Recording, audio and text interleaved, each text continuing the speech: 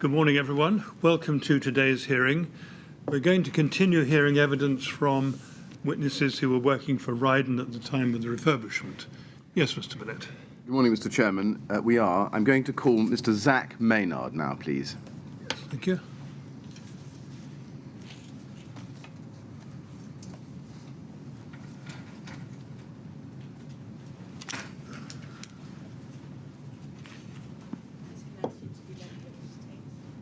I do solemnly, sincerely and truly declare and affirm that the evidence I shall give shall be the truth, the whole truth and nothing but the truth.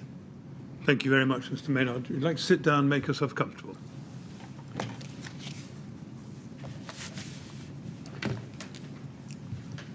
Yes, Mr. Bennett. Mr. Chairman. Good morning, Mr. Maynard. Can I start by thanking you very much for coming to the inquiry and assisting us with our investigations? We're extremely grateful to you. Just a couple of preliminary points. If you have any difficulty hearing or understanding any of my questions, please just ask me to repeat them, and I'll do that, or I'll put the question in a different way. Also, if you could keep your voice up so that the transcriber who's sitting to your right can get down everything you say, that would be extremely helpful. And if you need a break at any point, please just indicate and we can take a short break. You've made one statement dated the 30th of August 2019. Can I please have that shown to you? It appears on your screen in front of you as RYD 3094346. And it's also in a hard copy in the file on the desk in front of you as well, if you need to look at the paper version. Yeah. Can I ask you to go to page 3 in that statement, please? Yeah. And you'll see a signature there. Is that your signature? Yes. Have you read this statement recently? Yes. Can you confirm that its contents are true? Yes. Now, as well as your personal witness statement, Mr. Maynard, there is also a statement given by Rydon as a company, and I'd just like you to look at that with me for a moment, if you would. It's RYD 3094236. Do you recognise this document, or have you seen it before, do you think? This is the first page of it. It's a very long document. I don't think so. You don't think so? No, don't recall that. Do you remember whether you were ever asked to make any contribution to a company statement to be given to the inquiry? No, I wasn't. Let's start with a document, RYD 3094244, please. This is Rydon's tender pack submitted for the Grenfell Tower project, dated the 13th of February 2014. Is this a document, just looking at its first page, that you contributed to or have seen before? I've seen it. You've seen it. Did you contribute to its being put together, do you think? Minimally, if at all. Can I ask you to look at page 35? This is a copy of your CV, or a part of this document which contains your CV. Yes. Just having a look at that and refreshing your memory of it, do you remember whether you wrote that? I would have had an involvement in creating it. It was a standard CV that got put into our tender submissions. Right. So it wasn't specific to this tender. Right. You say you would have had an involvement in creating it. Yeah. Does that mean that before it went into this tender submission, you approved it as accurate? No, it would have been done previously to this tender submission. Right. As a document that I'd have had input into and created, and therefore it can be inserted into any tender submission that we did. I see. Do you remember, and I know it was a long time ago, bearing in mind that the date of this document was February 2014, how long before February 2014 was your last involvement in this CV? I don't know. No. Now, can we look at the top right-hand corner where it says position within the team? Yeah. Managing surveyor. Yeah. So, and before I ask you these questions, just so I understand it, this was a one-size-fits-all CV for any project, was it? The bulk of it was, yeah. And Right. then it might be tailored for the relevant project experience to suit. Right. That takes me to another question. Do you remember whether this CV was tailored to the Grenfell Tower project in any way to suit? I don't know. Right. And if you think in any respect it was, as we go through this part of this document, please tell me. Okay. Now, it shows you there as managing surveyor. Yep. But that was a role that you had generally in Rydon at the time, was it? At the time, yes. Okay.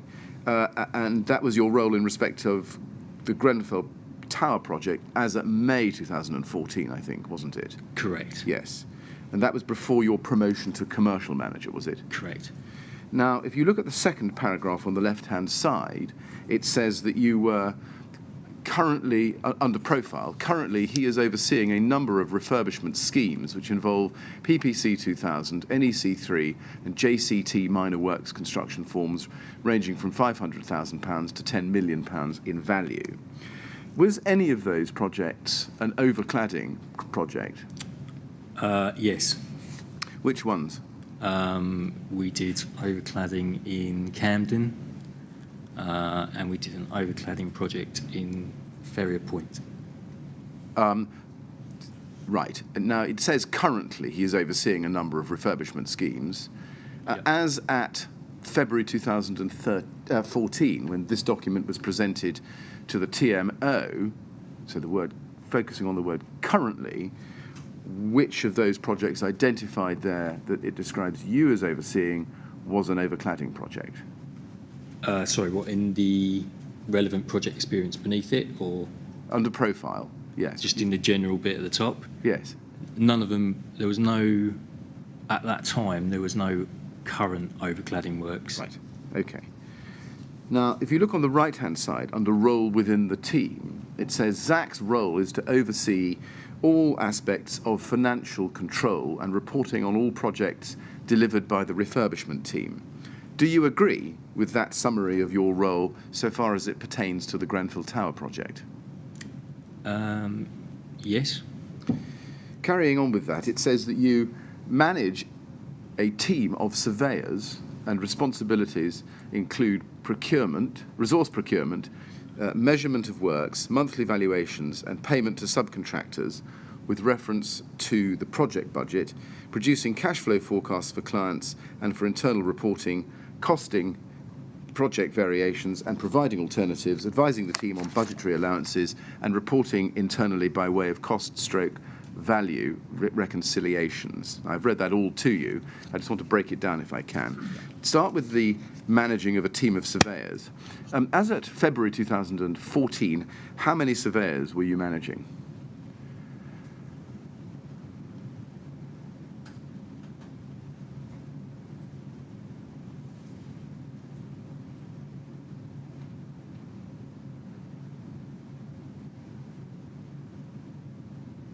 I think perhaps 5 or 6. Right. Were they all professionally qualified? No. Was any of them professionally qualified? By professionally qualified, if you mean RICS, then no. We had a few that had started out their HNC. I don't think there was any other degree qualified members of the team. Right. When it says that you manage a team of surveyors, can you give us an idea, brief idea, of what it is you would do to manage those surveyors? I guess I'd mentor them in a way that if they had any issues with their procurement, I'd try and help them through that. I would check things for them if they came to me with certain things. If we had resource issues, I'd try and raise it with my management and see if there's anything we could do to help. Right. Those kind of roles, really. Yes. I see. Did you have regular meetings with your surveyors? We had regular team meetings. We had regular team meetings with as a whole team, as well as some team meetings just with the surveyors. Yeah, as some updates. Yeah. When you say the whole team, you mean the whole project team? The whole refurbishment team. Yes, the whole refurbishment project team. Let me just be clear. Did you have regular meetings with the surveyors team you were managing? Yes. You did. How regular? we all sat very close together, so it wasn't necessarily always a formal meeting. Probably a formal meeting, it might have been once a month, perhaps. Now, Mr. Lawrence was the contracts manager on the Grenfell Tower project, and we've heard from him, and he had significant day-to-day involvement in the management of the Grenfell Tower project. I say that. Would you agree with that? Yes. Yeah. And he was your line manager, was he? He wasn't my line manager. He was responsible for this project. My line manager would be into Steve Blake. I see. Did you receive instructions from Simon Lawrence or report to him in any respect of the Grenfell Tower Yes. project? Obviously, if anything financial or report that we produced, we would issue it to Simon to ensure he was okay with it as a contracts manager. Right. So, yeah. Okay. So on financial matters? Yes. I see. Any other matters? Well, no, generally I was only involved really in financial matters, so... Right. Okay. How did you generally communicate with him? Was it by telephone or email? Quite often it was email. Could be telephone, but more than often than not, the email was the choice of contact. Yeah. Were you sitting in the same office as him? No, I was office-based in Forest Row. He was more site-based. Yeah. Yes. That was his project. Do you know, or can you tell us what systems existed in place, as at the first part of 2014 at least, to ensure that all the relevant knowledge about the project was shared between your team of surveyors and you, managing them, on the one hand, and the wider team, including Mr. Lawrence, on the other? With regards to, there'd be a project handover meeting at the start where the pre-construction team would try and hand over the information that they knew to the production team so that then they could hopefully take it on board and run with the job smoothly. Yes. And how did the role of project manager, so not contracts manager, but project manager, how did that fit into that structure? Can you help us? Yeah, so the project manager reported to the contract manager. I see. And did you or your team receive instructions from the project manager or report to him? Yeah, on this project? the project surveyor would liaise with the project manager, but it would then generally be the contracts manager that would obviously adjudicate between the two and make the decision. But if a project manager needed something on site to be ordered, then the job surveyor would do that for him. Yes, I follow. And was that, in relation to financial matters, as far as you were concerned? Yes. I see. Now, you say that Stephen Blake was your line manager. Yep. What, on the Grenfell Tower project, what involvement did he have on a day-to-day basis? As far as you and As far as I was concerned, I would obviously report to him on any of the financial implications or any financial advice of how the job was going. So it would be that sort of day-to-day involvement. Again, he sat not far away from me in the office, so it would be general catch-ups every day, how things progressing, cash in, cash out. Right. It was obviously quite often it was more global discussions because I wasn't just focused on Grenfell Tower. I was across all 6, 7 live projects that we currently had. So although Grenfell would be part of that discussion, it would be also about all the other jobs. I see. So was your reporting to and taking instructions from Mr. Blake on the Grenfell Tower project typical of the way you two worked together on the other projects you were working on at the time? Yeah, I would say so, yeah. Now, just looking down at the list of things for which you were responsible, you can see about 3/4 of the way down that column under role within the team, it says costing project variations and providing alternatives. Now, just on costing project variations, if we can just focus on that, did that involve assessing the financial implications of changes to projects, such as decisions to change what material was to be used? You'd be involved in that, yeah. Yes, you would. You'd be involved in the financial implications of it for someone to make a decision, yeah. And what about providing alternatives? Does that tell us that you, on this project, Grenfell, were responsible for suggesting alternative products for use on a project? No, we'd be heavily reliant on our supply chain. So our supply chain and subcontractors would quite often review and come up with potential alternatives for the design team to approve. I see.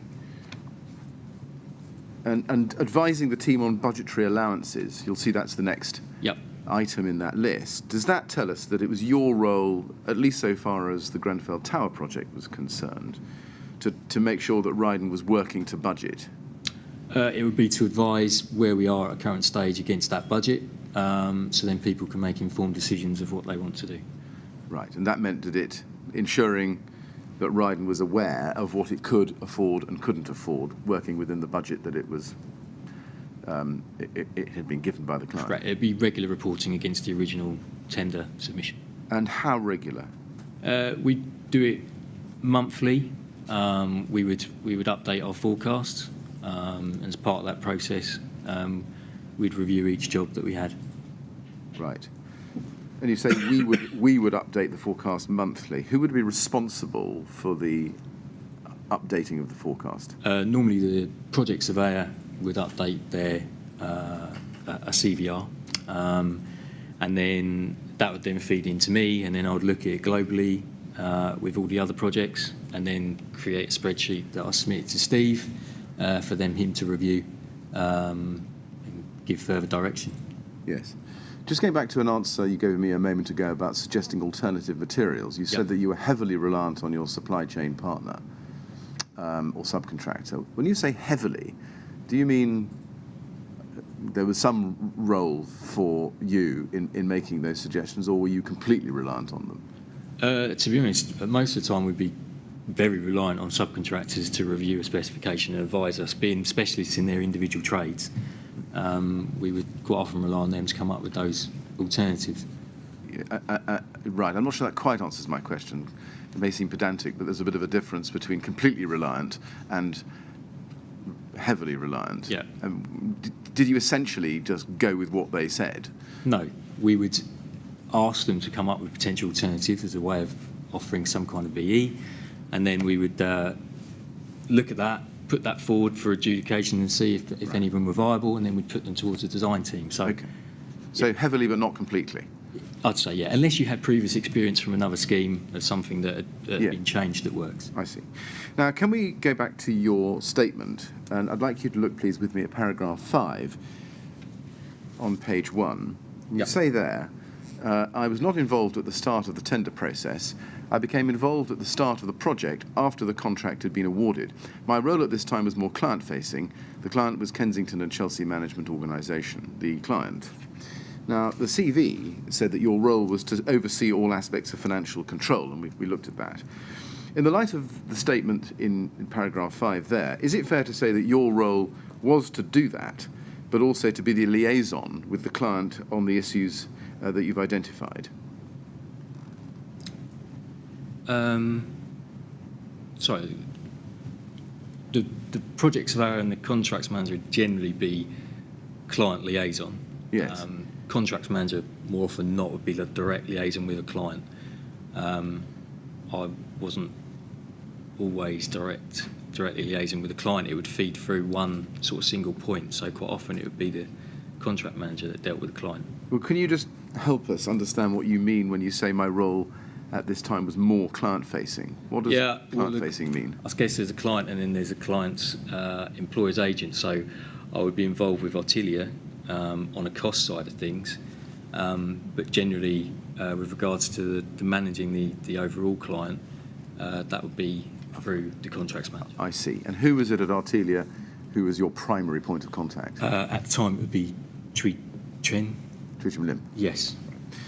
Now, can I ask you to look at paragraph 6? You say, I was aware that Rydon was selected as the preferred contractor after the tender process had been brought to a conclusion. I considered the contract with the contracts manager, had looked at the subcontractor packages included. We then allocated the packages with the assistance of the surveyor who had considered the contractor's register. When exactly, to the best of your recollection, did you become involved with this project, the Grenfell Tower project? Well, obviously the tender submission had gone in, and then we would have been given notice of when we were the preferred contractor, so it was going our way. So as soon as it became evident that it was going to be a live project, then I'd start to get more involved. Okay. And you say in paragraph 6 that you became involved after the tender process. Well, it says what it says, but it says you were aware that Rydon was selected as the preferred contractor after the tender process had been brought to a conclusion. I just want to be clear. Are you saying that you weren't involved in the tender process at all? From my recollection, I was barely involved in the tender process. Barely involved. Okay. Were you involved in the project at any earlier time than the tender, internally at least, within Rydon? Do you remember? Not from my memory, no. Right. Now, you say, I considered the contract. Does that mean that you studied the draft JCT form contract to be entered with the TMO? No. We had a legal team that did that. Right. Well, when you say, I considered the contract with the contracts manager, what did you do? The contract being the actual work content, we'd review the work content and the packages involved, and then start to look at the order process and the procurement. I see. So when you say contract, you really mean job? Yeah.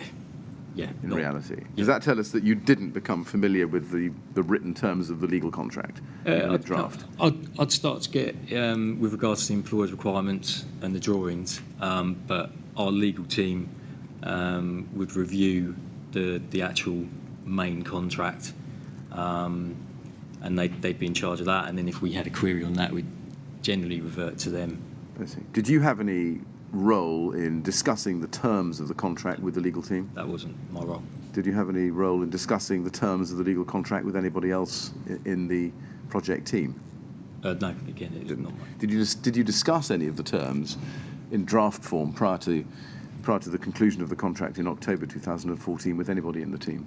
No, it wasn't part of my role. Right. Did you ever get a chance to read or study any parts of the contract before it was signed? I didn't. No. Let's then turn to the topic of your early involvement. Having done some general questions on that, can I ask you to look, please, first at RYD 401203 at page 4. This is an email from Robert Powell at Appleyards, who then became Artelia, to Steve Blake on the 5th of April 2013. Note the year. And it attaches a suite of drawings and the Stage D, the report for this project. And in his email, Mr. Powell says, Steve, good talking with you now. Perhaps you would have a look at the attached supporting information for the proposed redevelopment of Grenfell Tower R, B, K and C. If you would be prepared to venture a price check against this, it would help us, recognising that we need to agree a usable framework / means of procurement with R, B, K and C. As mentioned, we are talking to more than one contractor in consideration of such appointment, and our client is looking to utilise their existing frameworks to procure same. I'll send a separate email shortly to connect you with my contact, Keith Rule. And now, if we go to page 3, please, up, and look at the bottom, Steve Blake responds to Robert Powell on the 9th of April, 4 days later, in an email that's copied to you. Do you see that? Yep. And he says, hi, Robert, as promised. And then if you look at the third paragraph, he says, in addition, I've copied in Alan Sharrocks, who as contracts manager knows a lot more about tower blocks than I do, and our managing surveyor, Zak Maynard, who will be able to provide budget advice. And then, and I'm just going to trace this through with you if I can, if you look a little bit higher up page 3, Mr. Powell responds to that email, Steve, many thanks. And this is also copied to you. Do you see that? Yep. And he says, many thanks. I'm having a Grenfell Tower day tomorrow with our team in London. Is there any chance we might get some costs feedback against the schedule and drawings I sent to you to discuss at our meeting? Perhaps let me know when we could expect same if tomorrow is too big an ask.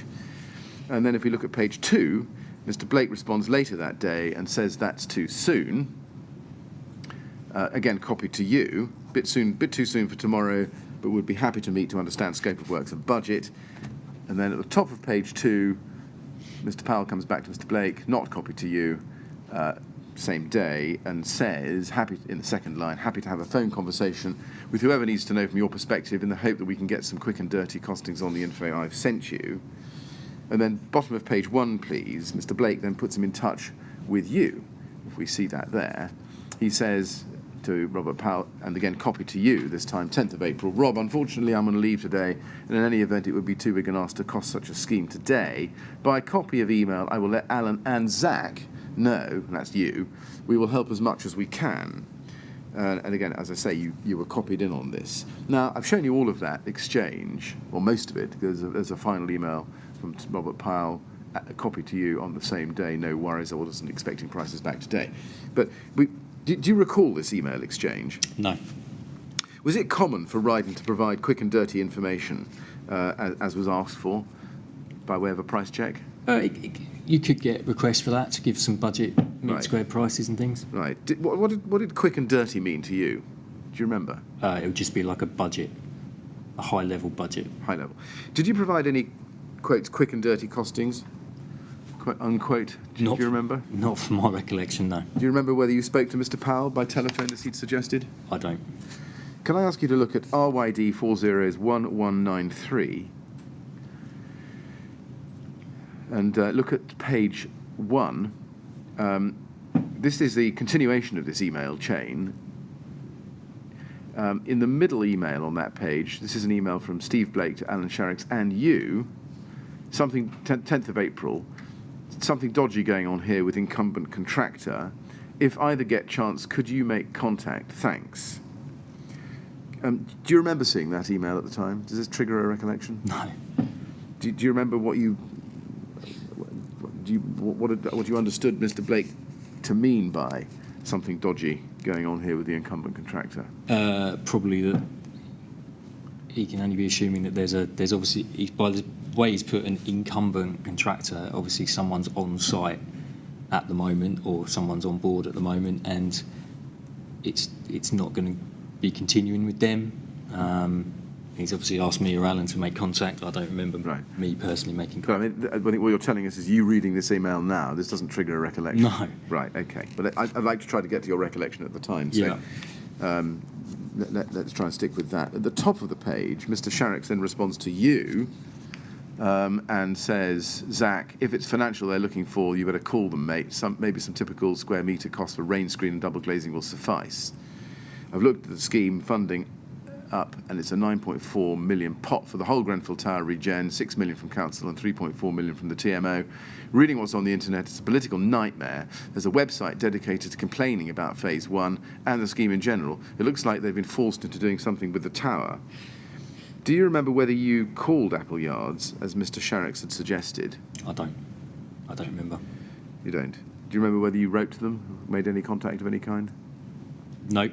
I honestly don't remember that. Okay. Now, I'm showing you this. You obviously don't remember anything about it. This was 10 months before Rydon's formal submission, Yep. and 11 months before Rydon was notified that it was the preferred bidder in the March of 2014.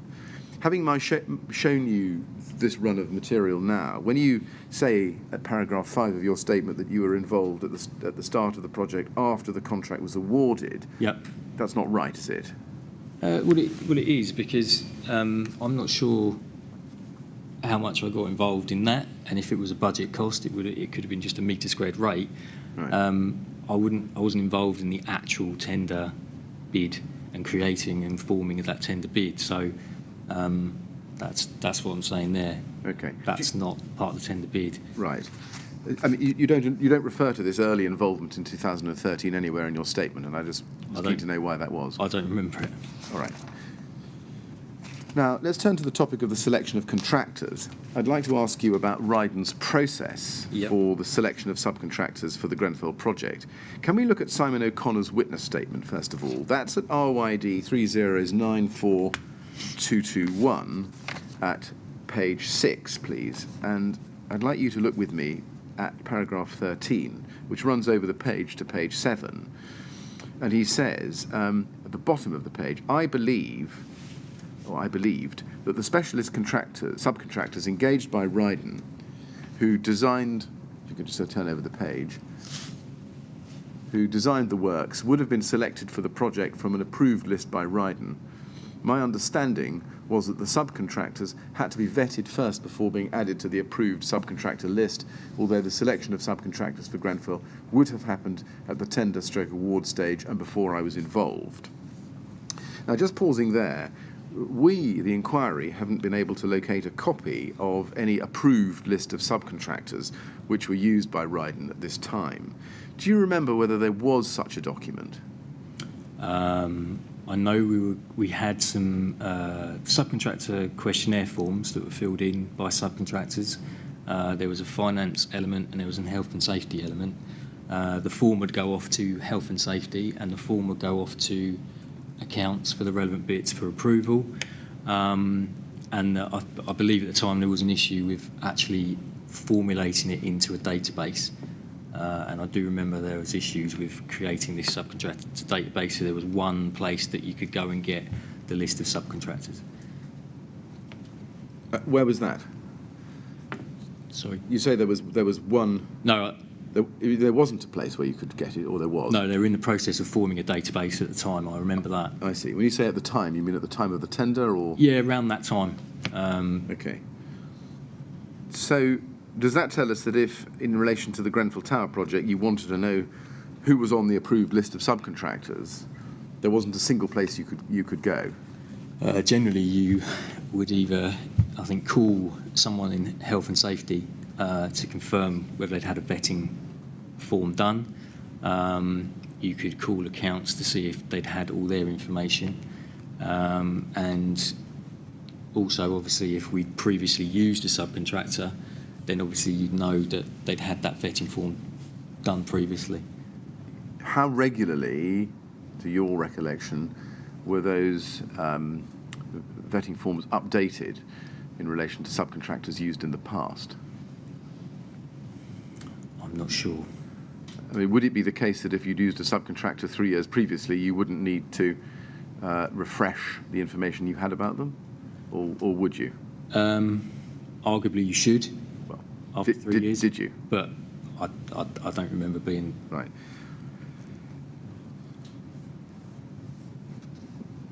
Now, we had asked Mr. O'Connor, when he came to give evidence in July, whether he personally checked whether any of the subcontractors used on the Grenfell Tower project were on the approved list. And he said that he didn't, but he also said that that would have been done by the surveyor, and he mentioned your name. Yep.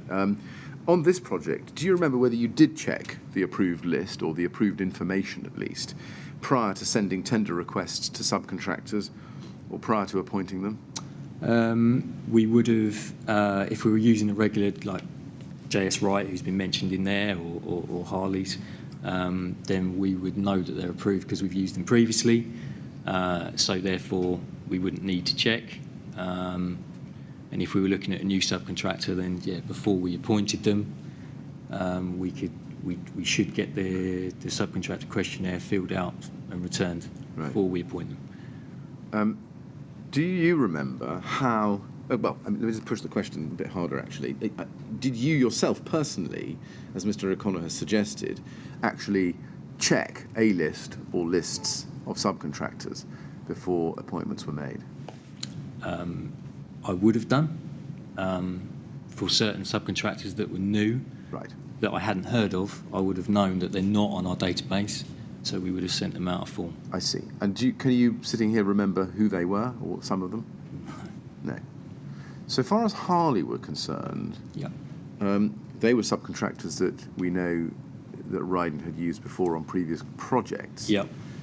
What was the most recent project that Rydon had used Harley on prior to February 2013? That would have been Ferrier Point, which I think finished in 2011 or 2012. Right. Yes. So 1 or 2 years before Grenfell. Yeah. Yeah.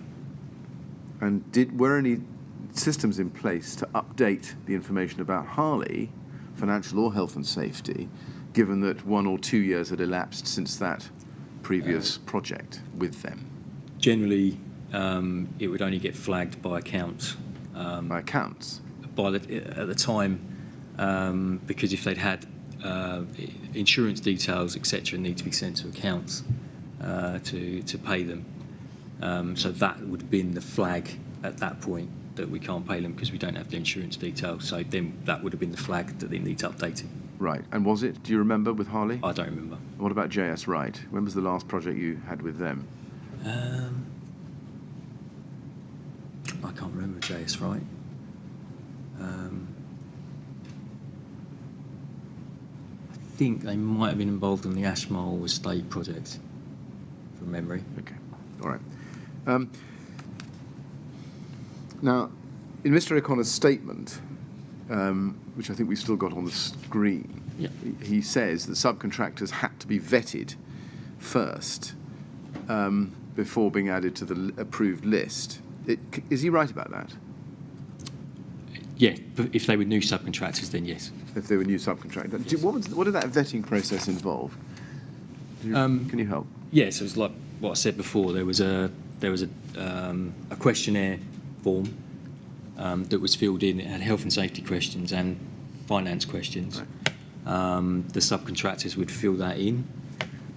It would get returned via a project surveyor, and then they would forward it to the health and safety department to run through, and then the health and safety department would liaise direct with the subcontractor to run through any queries, and the accounts section would then go off to the accounts department for them to do something similar. Right. In respect of any particular project, who was the ultimate decision maker who would decide whether or not that subcontractor should be added to the list?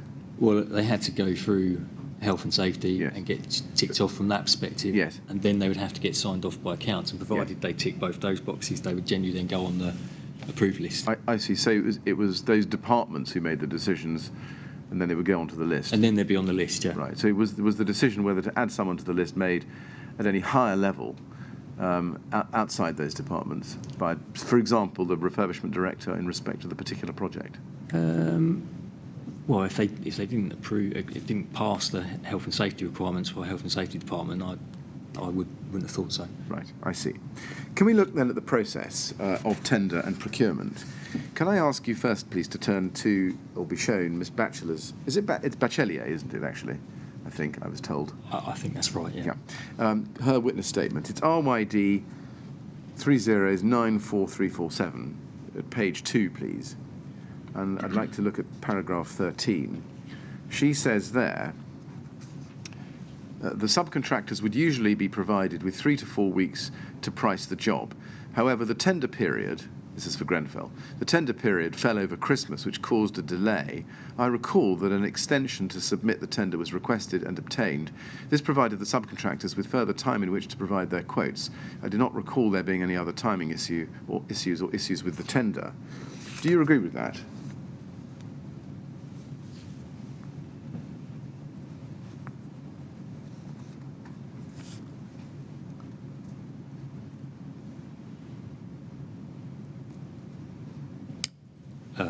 To the best of my knowledge, yep. Yes.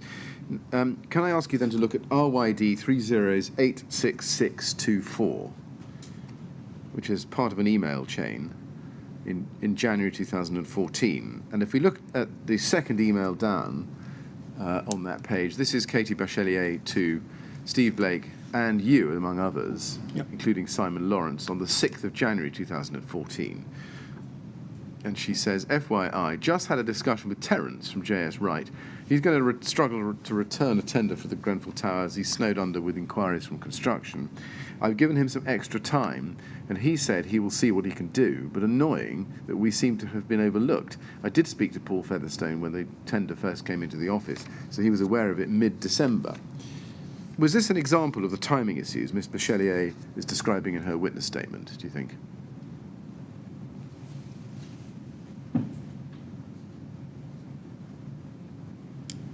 Potentially. I mean, it's a difficult time of year for people to be pricing things up with the Christmas break, so Yes. that is potential to be an issue there. And obviously, clearly, they're a subcontractor that Rydon's used quite a lot across the whole group, JS Wright. And yeah, she's mentioning inquiries from construction. She means they've been getting inquiries from Rydon Construction as well. I see. Okay. So they're looking at them. If you look at the top of the page, Steve Blake sends this email on to Paul Featherstone at JS Wright and says, "Hi Paul, can this be reviewed? In my view, Grenfell is the best opportunity that Rydon have."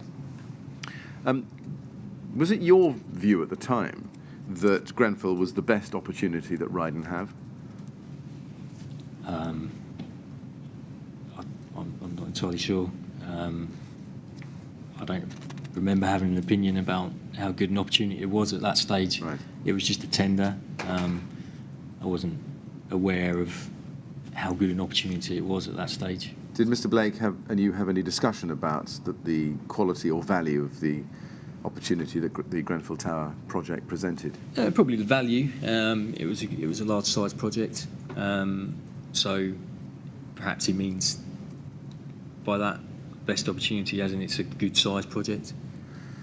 Given the opinion that Mr. Blake expresses here to Mr. Featherstone, did he feel under pressure to win this tender? Particular pressure to win it? Did we? Yes. As in Rydon? As in Rydon. There was probably pressure on every tender. There was always turnover. It was always a key thing to try and win work. So, I imagine there was pressure. I imagine there are pressures on every tender, but given that Mr. Blake said that this was the best opportunity that Rydon have, my question is whether you felt that winning the tender was particularly pressurising. Well, I wasn't involved in the tender, so I don't know. I didn't feel any pressure in regards to it. So. All right. Now, if we go to RYD 401946, page 2, please. This is an email of the 8th of January 2014 from Katie Bachelier to Simon Lawrence, copied to Frank Smith. Subject Grenfell. Not seen by... Well, you weren't copied in on this. And she says, Peter Arnold has requested an extension of time. Can you double check with him what the outcome was, please? Do you remember what Peter Arnold's role was in the tender process? I believe he was business development and bid writing, that side of things. Yeah. And if you look at page 1 and look at the middle of the page,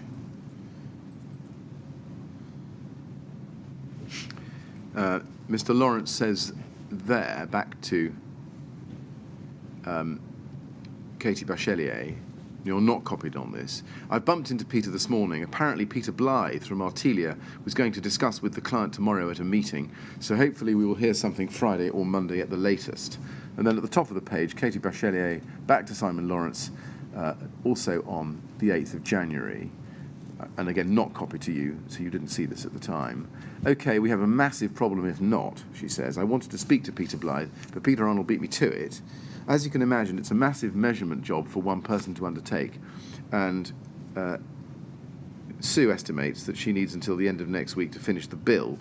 That obviously leaves us with a massive problem in terms of getting it out for pricing.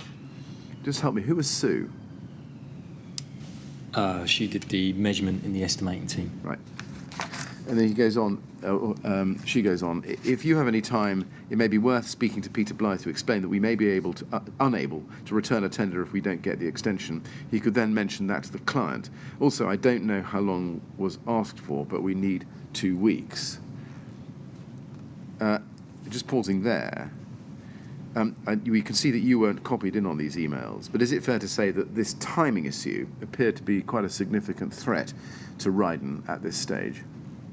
To complete the tender, it appears that way, yeah. Yes. And she said it was a massive problem. Was that because Rydon might be unable to return a tender at all? Yeah. And in those circumstances, where your director had said that the project was the best opportunity that Rydon had, did that put you under significant pressure? It would have put the estimating team under a bit of pressure, yeah. Right, OK. But not you personally? No. Right. Now let's look at the final paragraph of Ms. Bachelier's email. She says, perhaps we could also cite the fact that we are struggling to drum up any interest from cladding contractors. Do you remember that? Do you remember that there was difficulty drumming up interest from cladding contractors in relation to this project? I think as a company, we'd only used Harley's. Therefore, our cladding database or knowledge of subcontractors was probably limited. And that probably restricted us in that that part of the tender. Right. Do you know whether other cladding contractors, other than Harley, were approached in relation to this project? I believe others were approached, yeah. Do you know who they were? No. You don't. Because it suggests that others were approached, but Yeah. they weren't interested. Does Yeah. that? We could get that on a lot of projects. A lot of people aren't necessarily keen on pricing jobs when they're just not a live job or a firm Right.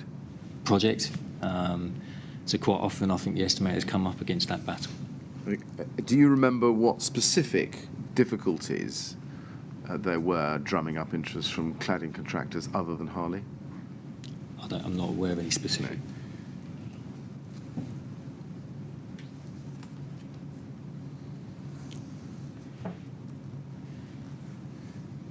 So, in addition to the Christmas break, is it fair to say that there was also a problem finding cladding contractors other than Harley who were interested in doing the job, and that was causing difficulties with the tender submission?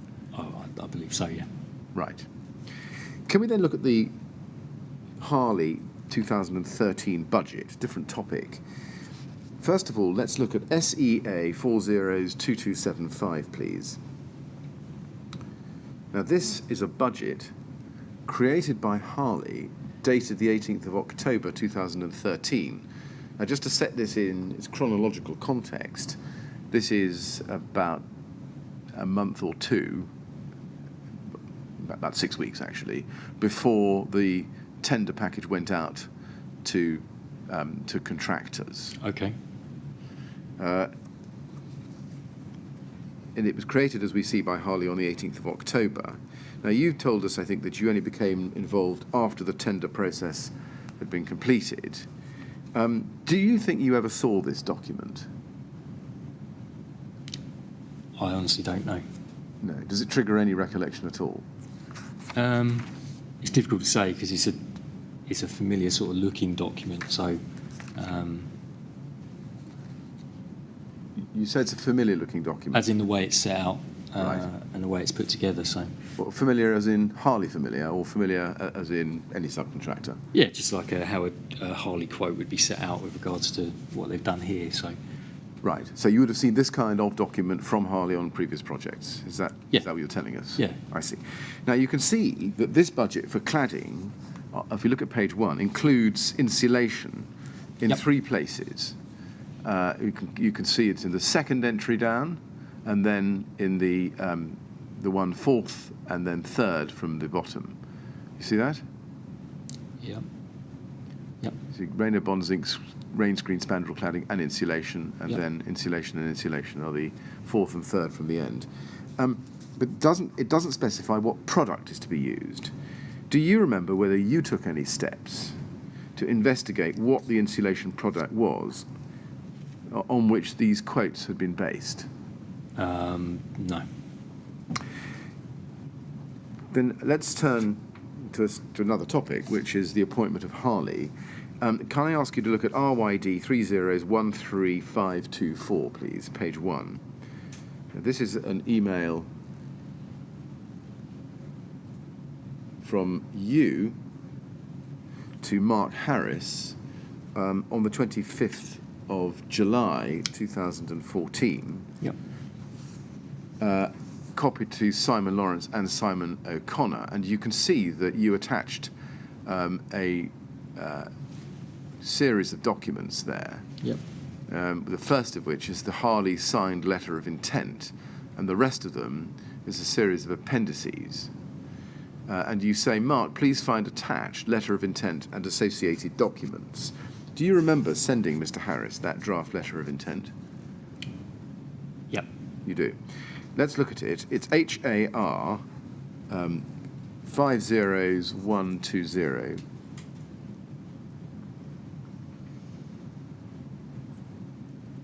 Is that it? Yep. If you look at item 1 in the letter, the first item, design of facade works, the authorised works, you can see that the LOI, letter of intent, authorised Harley to complete £30,000 worth of work on the design of the facade. Is that correct? Yes. It is. Now, if we look further down page 1 and over to the top of page 2, we can see that there's a section entitled Compliance, which then sets out a number of documents and drawings. Was it your understanding that this compliance section of the LOI set out the requirements for Harley's works under the LOI? Yeah, that's the set of requirements that they're to be designing to, yeah. Yes. Is it fair to say that compared with a formal written contract, this LOI is much less comprehensive in terms of the specific requirements that it places on Harley as a subcontractor or potential subcontractor? Yeah. Yes. Did you intend, let me try it this way. What did you intend the role of this LOI to be? So we needed to get someone on board to commence the design works. So I don't believe we would have had the main contract at this time. We potentially were under a letter of intent ourselves.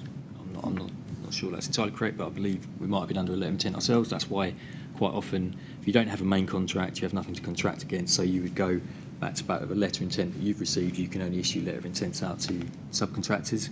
However, also a letter of intent is used for speed in order to procure a design element so that can get underway while the design details are still being developed. I see. So it's a commitment to Harley's that they'll get paid for their design work. I see. So was the idea of this LOI to form the basis of a short-term contractual relationship? Whether legally binding or not is a question we don't have to get into, but it was as a short-term contractual relationship which would then be superseded by a full formal contract. That is the intention, yeah. Yes. Can I ask you to look at RYD 30013679, page 1. This is Mr. Harris's confirmation the same day, 25th of, I'll just wait for it to come up on the screen, 25th of July 2014, back to you, where he says, Zak, a quick note to confirm receipt. I will read through everything and send a formal acknowledgement in due course. Now, if we then turn to RYD 3014231,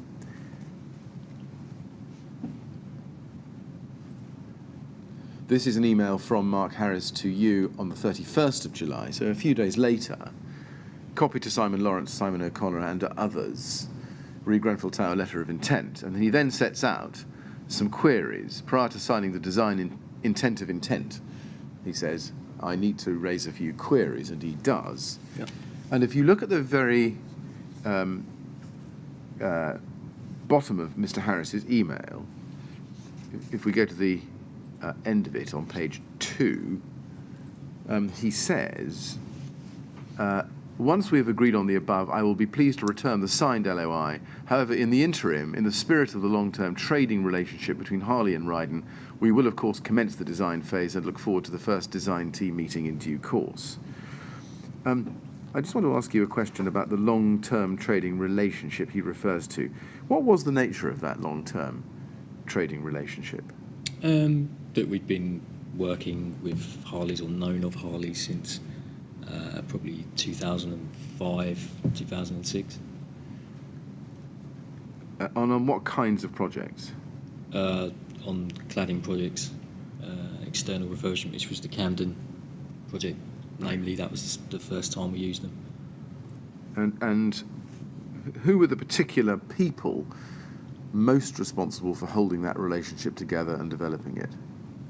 That was at a director level, so that would be between Steve and probably Ray and Mark. So Steve Blake at Rydon and Ray Bailey and Mark Harris at Harley. I see. Was it common for Rydon to allow significant work, such as we see in this letter of intent, to start without a formal, final written contract in place? Yeah. Can I ask you to go to RYD 3016422? This is an email exchange between you and Mr. Harris between the 22nd and the 27th of August 2014. and it picks up on, or follows on from Mark Harris's email to you of the 31st of July. We see that at the bottom of page 1. And in the middle of the page, you write to Mark Harris on the 22nd of August, copy to Simon Lawrence and others. Hi Mark, comments below, trust these remove your concerns. And then Mr. Harris responds, so you comment in red, I think, and Mr. Harris then responds with noted, or noted and agreed in blue.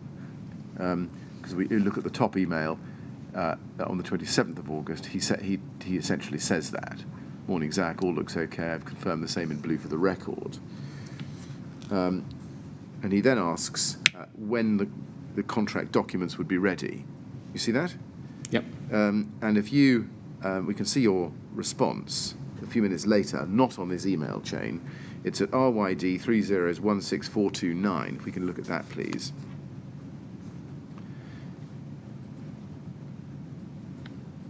You say to Mark Harris, Mark, thanks. We received our contract yesterday, so the letter of intent can be extended to your full order value. I will get official documentation out to you shortly. So just looking at all of that, in August, at this stage, were you telling Harley that you were going to arrange for a formal contract shortly? Yeah. Right. Now let's turn to our HAR 4010 or 1069. HAR 401069.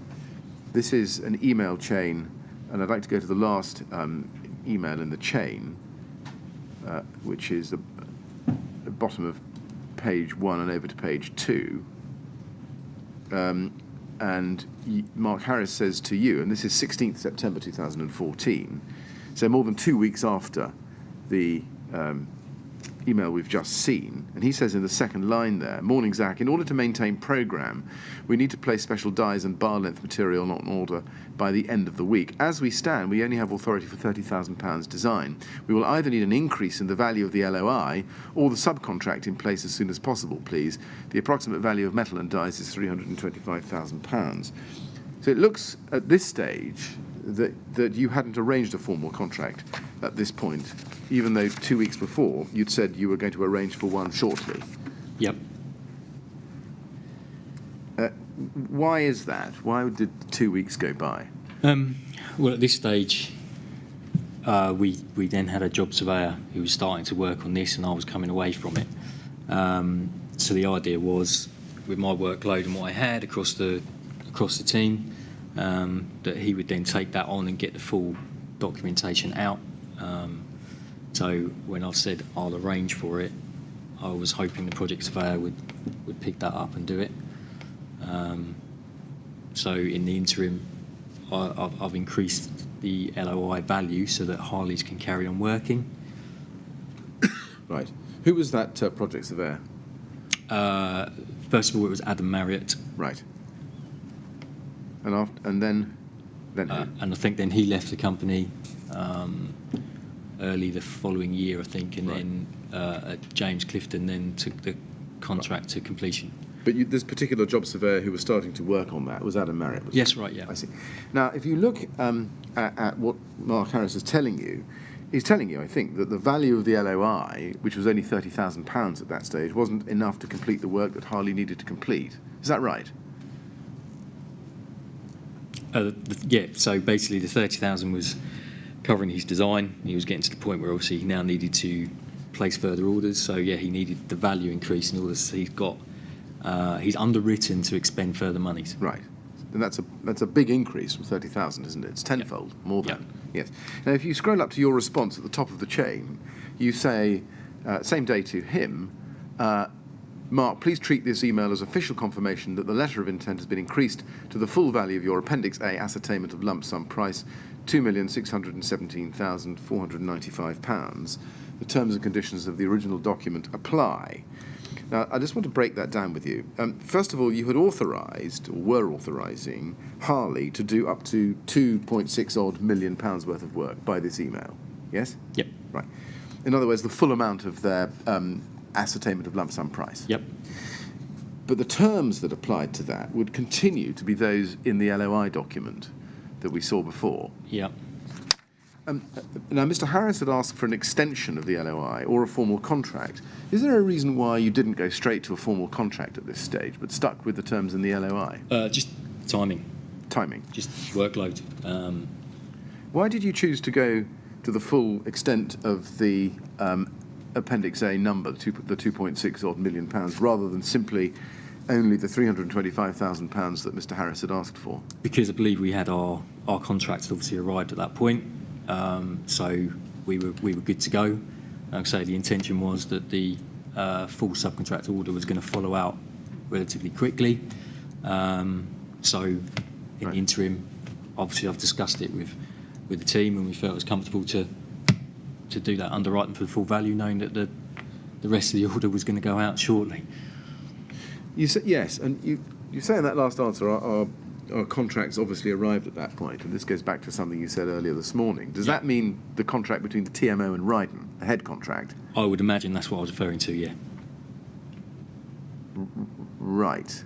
Do you know, or do you remember that in fact that head contract between the TMO and Rydon was only finally executed at the end of October 2014? Okay. No. Did you know that? Oh, 2014, so a month after this.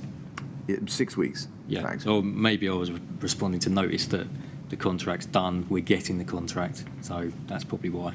Right. Can we perhaps understand that evidence? Does that tell us that, in fact, although the formal contract between the TMO and Rydon had not been executed, it was sufficiently advanced for you to be confident enough to tell Harley that they could go to the full amount of their Appendix A number? That's obviously what we felt at the time, yeah. Right. Okay. Now, if we go back to the LOI HAR 50120, I'd like to look at page 3 with you, and over to the top of page 4. At the bottom of page 3, we can see that it specifically requests an acknowledgement and the signing and return of the enclosed duplicate. Just look at that. We would be grateful if you could acknowledge your acceptance of the terms set out in this contract. And if you go to page 4, by signing and returning the enclosed duplicate by return. And then Simon Lawrence has signed the letter, but there's a blank in the signature block for Harley. We can't find any signed version of this document. Do you remember whether there was, in fact, ever a signed version of the LOI? I don't remember. No. And it looks as if Harley never did sign it. Can you explain that? No. Did you ever chase for a signature on the LOI? I'm not sure I did. Whose job would it have been to chase that? A combination of people in the team. So, yeah, it would have been all of us. Was it common for Rydon to allow nearly £3 million worth of work to be undertaken without a formal signed agreement in place? No. Normally there'd be a full order in place. Why not on this occasion? Don't know. Right. Did it cause you any concern at any point later? No. Well, only at the time, at the end, when obviously then Harley's went into administration. Obviously then it became, or it was a worry that we'd realised that it could have been an issue. Because we know that Harley ultimately never entered into a comprehensive formal written agreement for the Grenfell Tower works. Do you know why that was? No. Let's turn to a different topic. Value engineering. Mr. Chairman, this is a topic I think I can complete comfortably before a break. Value engineering. If I can ask you to go to your statement and look at paragraph 18 on page 3, you say something about this subject. You say, the value engineering exercise was led by the client. I believe the tender was over the client's budget from the outset, and so the client wanted the exercise completed. Value engineering is an exercise to provide value to a client. It is not always a cost-saving exercise. It is the value of the change, so there could be a better output, not just a saving. Are you familiar with the RIBA definition of value engineering, or were you at the time? No. No. Were you aware in general terms that as a concept, value engineering should be to meet requirements at the lowest cost, but without sacrificing functionality?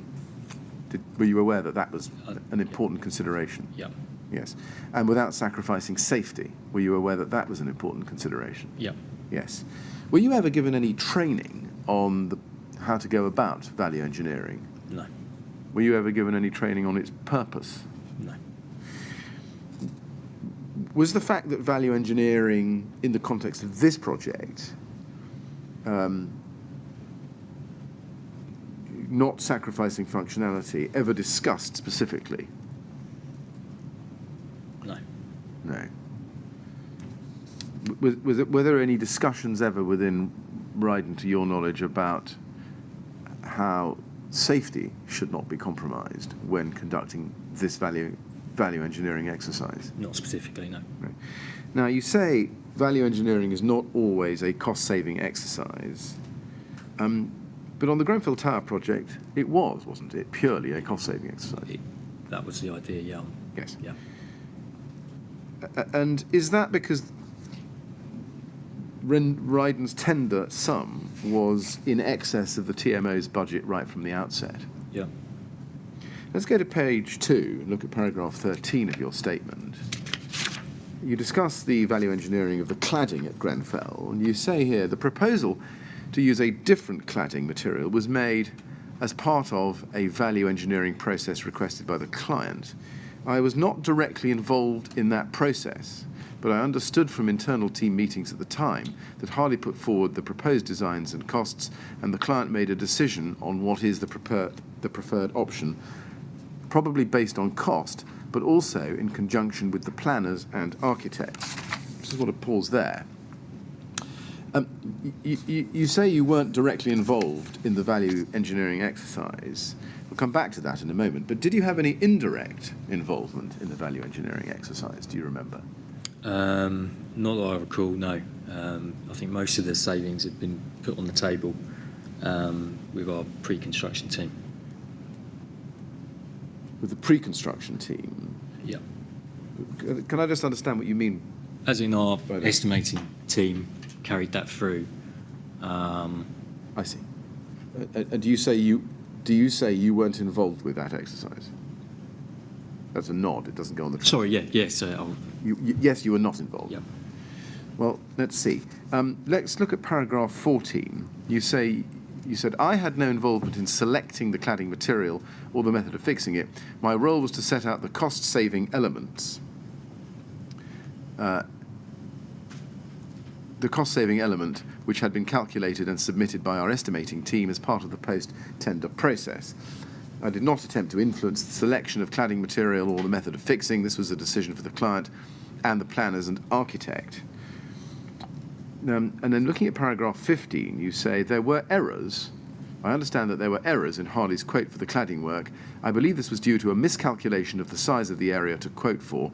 It was Harley's error. There were discussions over whether Harley would bear the cost. I do not recall the outcome. The final decision regarding whether Rydon bore any of the cost would have been taken by Steve Blake as a director. And then I just want to show you one more thing you say. Paragraph 19. You say value engineering occurred on other projects, not specific to the project. And then you go on to say, I was not heavily involved, but the savings would be for the subcontractors, not Rydon. Harley proposed the alternative approaches, and the ultimate decision was made by the client. I do not know how the savings were allocated. I was not directly involved in that decision. That's what you say there. Now, I've shown you 3 paragraphs from your statement. Just summarising what I've shown you, is it your evidence that your role was to collate the information on cost savings, but not to take any decisions as to how they were allocated? Correct. Or even to know how they were allocated? I didn't recall how they were allocated. I knew what the cost was. I knew what the saving was. Right. Well, let's move on with a some examination of that. Mr. Chairman, I'm looking at the headings in my note, and this will go on beyond 11:15. Well, how far beyond 11:15? I mean, we can go a bit longer. We will have a break in any event, Mr. Maynard, within the next 10, 15 minutes or so. Okay. Are you comfortable for the time being? Yep, that's fine. Well, Let's continue. let's continue for a bit. I'm grateful, thank you. I want to ask you then about the value engineering in some detail. I think you confirmed to us earlier that you were Katie Bachelier's line manager. Not at this time. Not at this time. I didn't become her line manager until after this tender had been put in.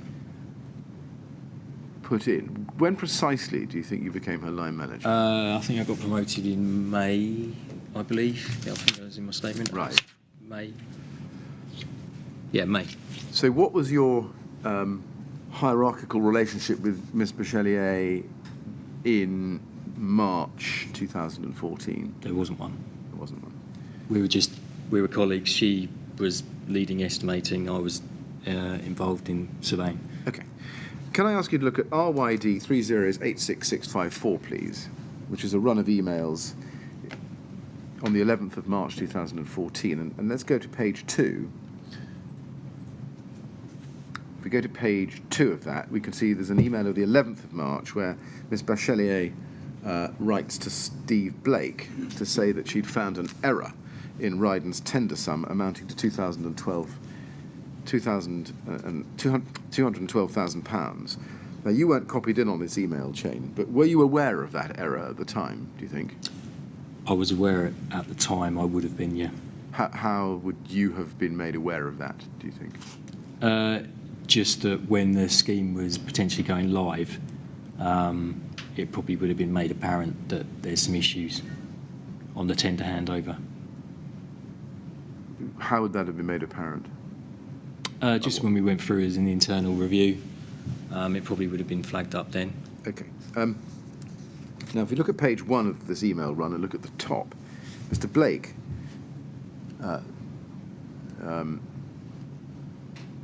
explained it by saying that Mr. Smith was asked to take out some performance, he says, which from memory was about £200,000. Do you know what that's a reference to?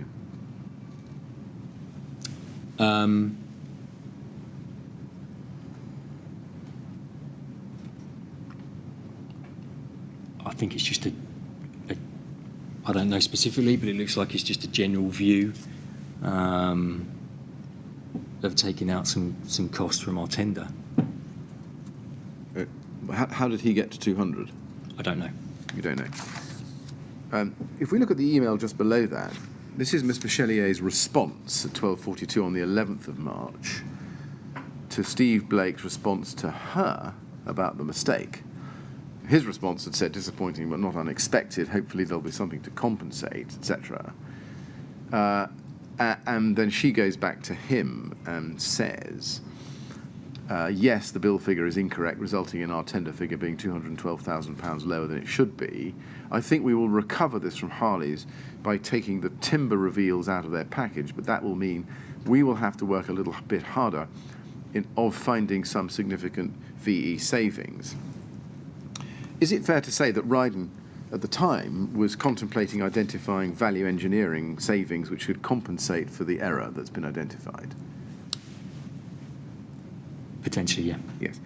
Now, given that you oversaw, as we saw from your CV, all aspects of financial control and reported on all projects delivered by the refurbishment team, is it fair to say that you were managing this process? I was involved in the process, yeah. Yes. Were you managing it? I wouldn't necessarily be managing it, no. Now let's go to RYD 303295 and look at page 1. This is an email run still on the 11th of March 2014, so same day, and it was sent to you, among others. If we look at the second email down, Katie Bachelier writes to Steve Blake, Simon Lawrence, Alan Sharrocks, and you, Zak Maynard, Grenfell Cladding is the subject, all starting to think about VE for Grenfell. And you can see what she then says there. She says, looking at Frank's comparison, Harleys are expensive on the windows. And then she sets out the comparisons. Harley, 1.5 odd million, alternative system. 3D, 1.1 million, approved installer of spec. Glass Solutions, 1.1. Advanced Glass, 1.2. May be worth discussing with Harley to see if they can come down on price before they start looking at VE. Thoughts? Question mark. Now, Ms. Bachelier sends that email, as I've shown you, to Steve Blake, Simon Lawrence and Alan Sharrocks, but she also sends it to you and asks for thoughts. What involvement did you have at this stage in this exercise? I honestly can't remember. Do you know why she sent you this email? Yeah, because if the job is potentially going live and it becomes a live job, then I've got information when it goes live. Was this the first email that you had seen, or first discussion that you were invited to be involved in relation to value engineering on Grenfell? I can't remember. You can't remember? I don't remember that email. Is it fair to say that at least by the 11th of March, you, and perhaps your team as well, had begun to set your mind to how money could be saved on the Grenfell Tower project in general terms? I'd say we'd maybe start to be aware of it, but whether we'd start to set our mind on it at that point, I can't answer. Do you remember whether you specifically had any previous discussions with Katie Bachelier about this subject prior to the 11th of March? Not from what I can recall. Right. Now, if we go... Well, but what about Stephen Blake? Did you have any discussions with him about value engineering on Grenfell prior to this email run on the 11th of March? Again, I can't recall from that date, no. Right. If we go to RYD 403287, please, let's look at the email in the middle of the page. This is an email from Simon Lawrence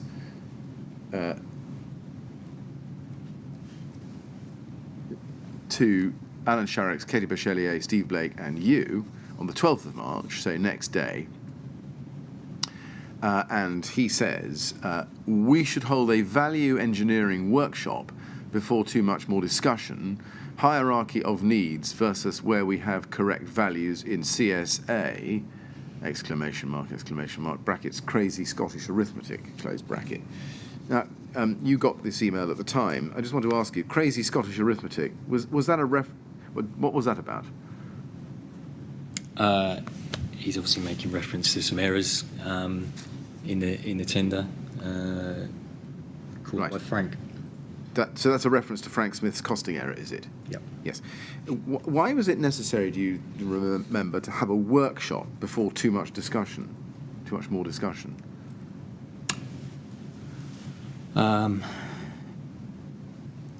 I imagine Simon wanted to have a meeting to just discuss it and get everyone's heads around it. I would have thought that's what he's calling for there.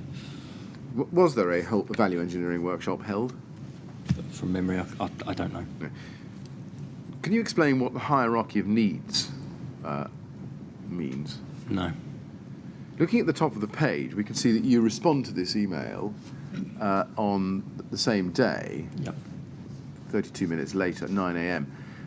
And you say, Katie is going to rejig the tender report before we discuss VE, as there are a few issues that need to be corrected to get to our true cost first. Yep. What did you mean by that? So basically, once a tender is submitted, the estimator produces a tender report, which lays out where all our costs are and our value are, and she needed to understand what our actual cost is, to understand what margin there was before she presented her tender report to us as the project team.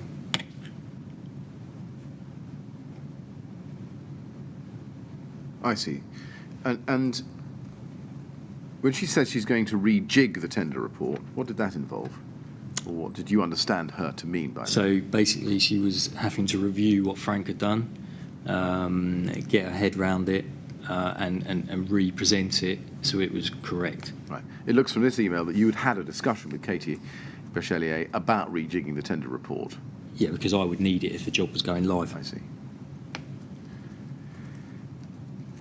And then if we go to RYD 403295 at the top, we can see that here is a response from Mr. Blake to Katie Bachelier's 11th of March email. This is the 12th of March. This is the response to the comparison list we saw earlier. He responds to her and copied to you among others. We are going to be asked by K&C to find some further value engineering savings in addition to those identified in our tender. Let's wait until this approach is made before going to the supply chain. In terms of value allocation, we took care to make provision against a specification that was exactly compliant. Peter M. is going to forward some ideas tomorrow. What did you understand the phrase, in terms of value allocation, we took care to make a provision against the specification that was exactly compliant, to mean? What did you think he meant?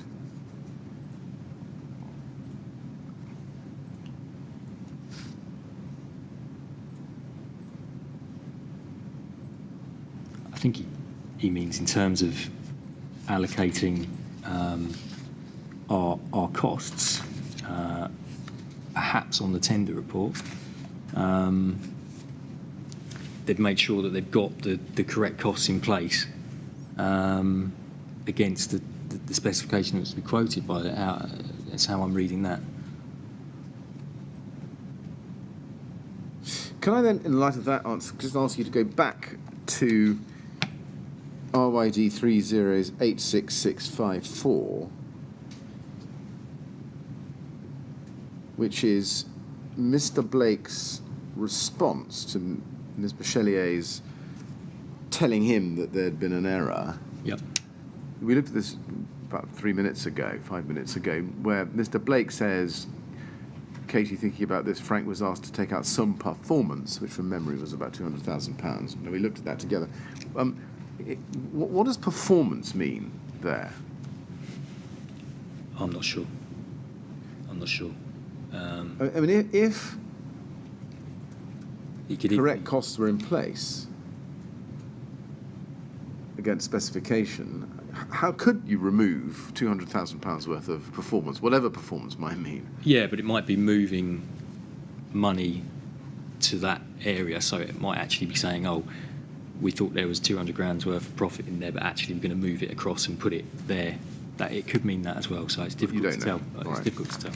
Okay. Going back then and sticking with the email we're on, we saw that there was a response to your email about rejigging the tender report. Was there a document which you ever saw which was a rejigged tender report? There would have been a tender report, yes. Was there a revised tender report, though, which catered for the £200,000 error? I would imagine so. There would have been a document that got issued that then we would have used to run from, basically, from a live scheme. So I see. So can you just explain, the tender report tells you what, in a nutshell? So it's a summary of the tender bid that we've got that's gone in. It gives a forecast of what our expected margin is going to be. So it gives our cost baseline and our overall value, and it allocates it into all the subcontract packages and prelims, etc. So it splits it all down where the allocations are. Thank you. Yes. Can I then go back to RYD 403295? This is Mr. Blake's response to Katie Bachelier's March email, 11th of March email on the 12th of March. We've just looked at this, where he says, in terms of value allocation, we took care to make provision. What was the provision? I don't know. Okay. Now, it looks from this email, particularly the last line, Peter M. is going to forward some ideas tomorrow, that Mr. Blake had been in contact with Peter Madison personally. Did Mr. Blake tell you about his contact with Peter Madison at the time? I can't recall. No.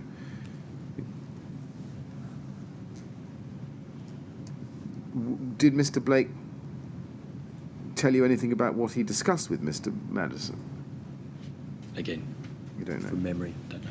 if I can ask you to go to RYD 303302.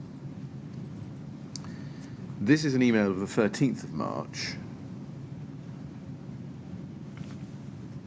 from Steve Blake to Alan Sharrocks and you, and Katie Bachelli and Simon Lawrence, attachments, Rydon potential costs reductions, and there's a spreadsheet, and it says see email chain below and spreadsheet. I have spoken to Harley's and said that if we can do some significant VE to match their budget, we will be recommended. I've asked them to reconfirm their price to double check the allowances we have submitted.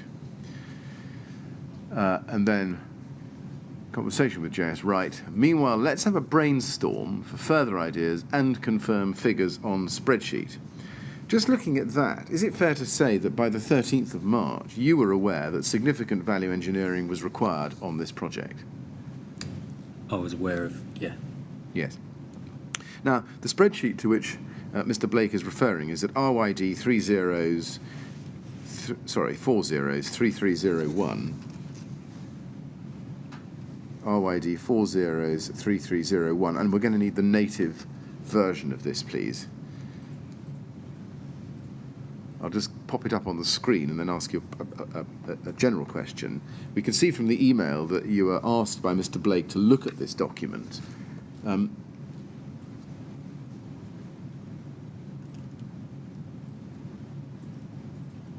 If we can have it up on the screen.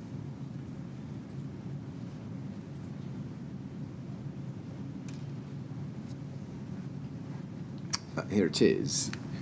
Looking at it now, do you remember whether you did look at this document as Mr. Blake had asked you to? Oh, I can't remember. Right. Does this document trigger a recollection at all? No. Right. Well, let's look at it and see how far we go. Look at the top line of text.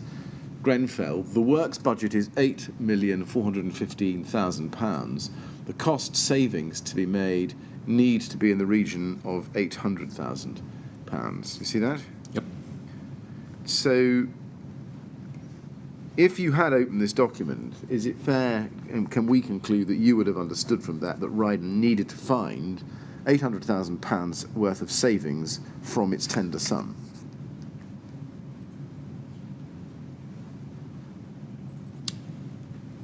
Correct, yeah. Yes. Do you remember whether you did have a brainstorm for further ideas that Mr. Blake had suggested in his email? I don't. You don't? If we can go back then to the email chain we were looking at a minute ago, RYD 403302, and just look at page 1 and page 2, and let's have them side by side. I just want to look at the bottom of page 1 and over the top of page 2.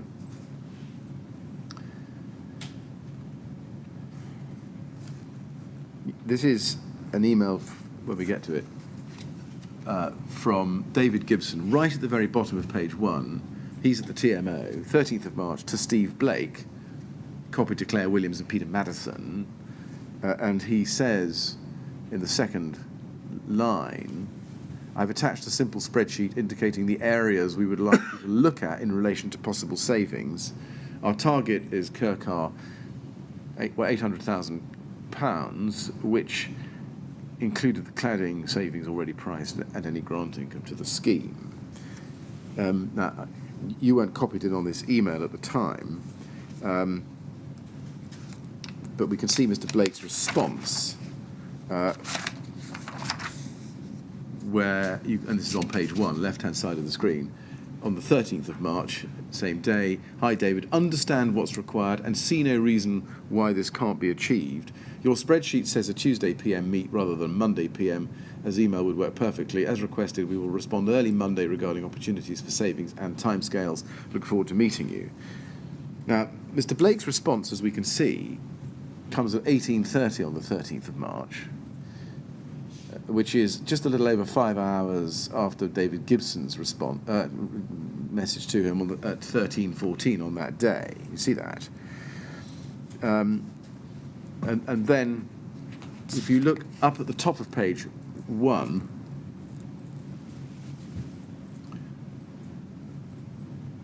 we can see from the email I showed you earlier, where it says see email chain below and spreadsheet, that Steve Blake then sends the spreadsheet and this message on to you, among others, at 1837, so 7 minutes after he gets it.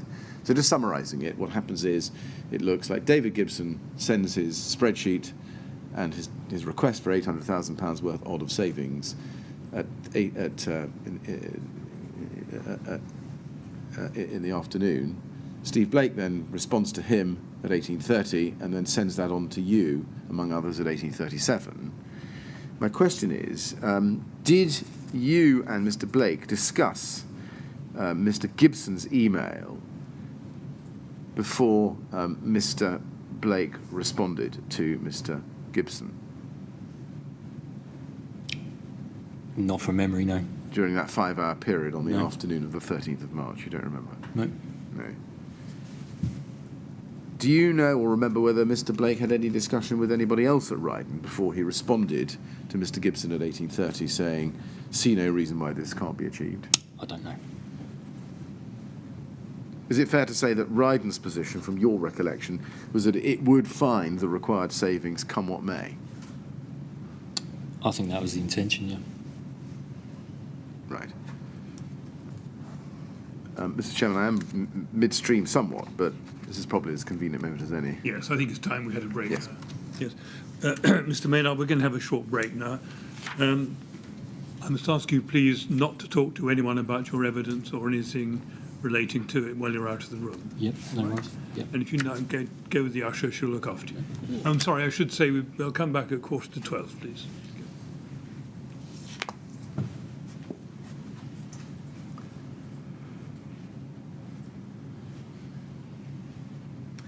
Thank you. 11:45. Thank you.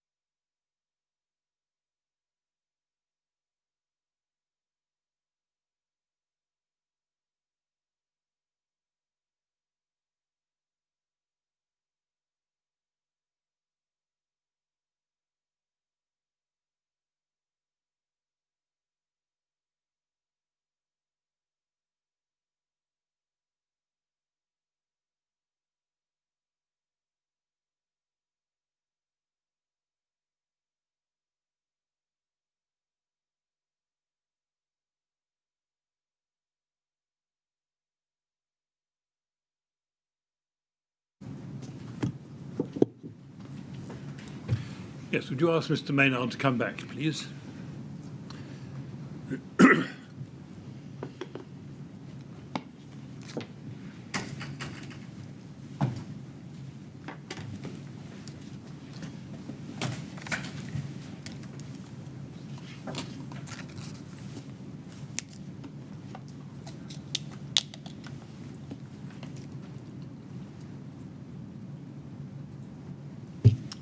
Right, Mr. Maynard, ready to carry on? Yep.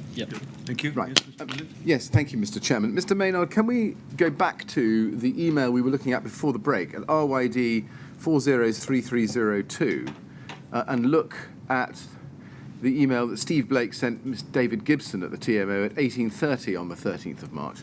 Second email down on that page, where he says, "Hi, David, understands what's required and see no reason why this can't be achieved." And you'll recall that this was the savings of £800,000.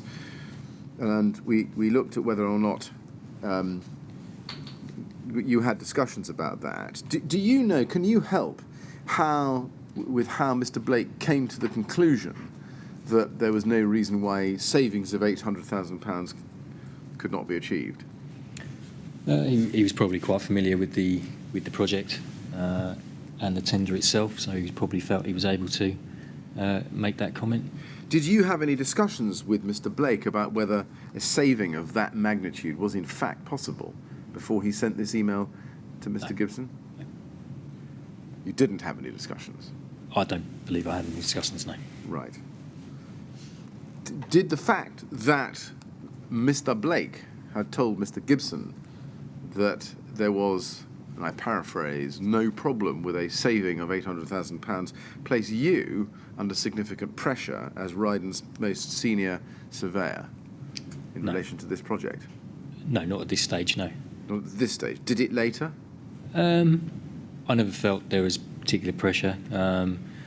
Obviously, this was pretty much going on, although it was post-tender, it was pre-contract, so these savings were trying to be achieved before we'd got on site, I believe.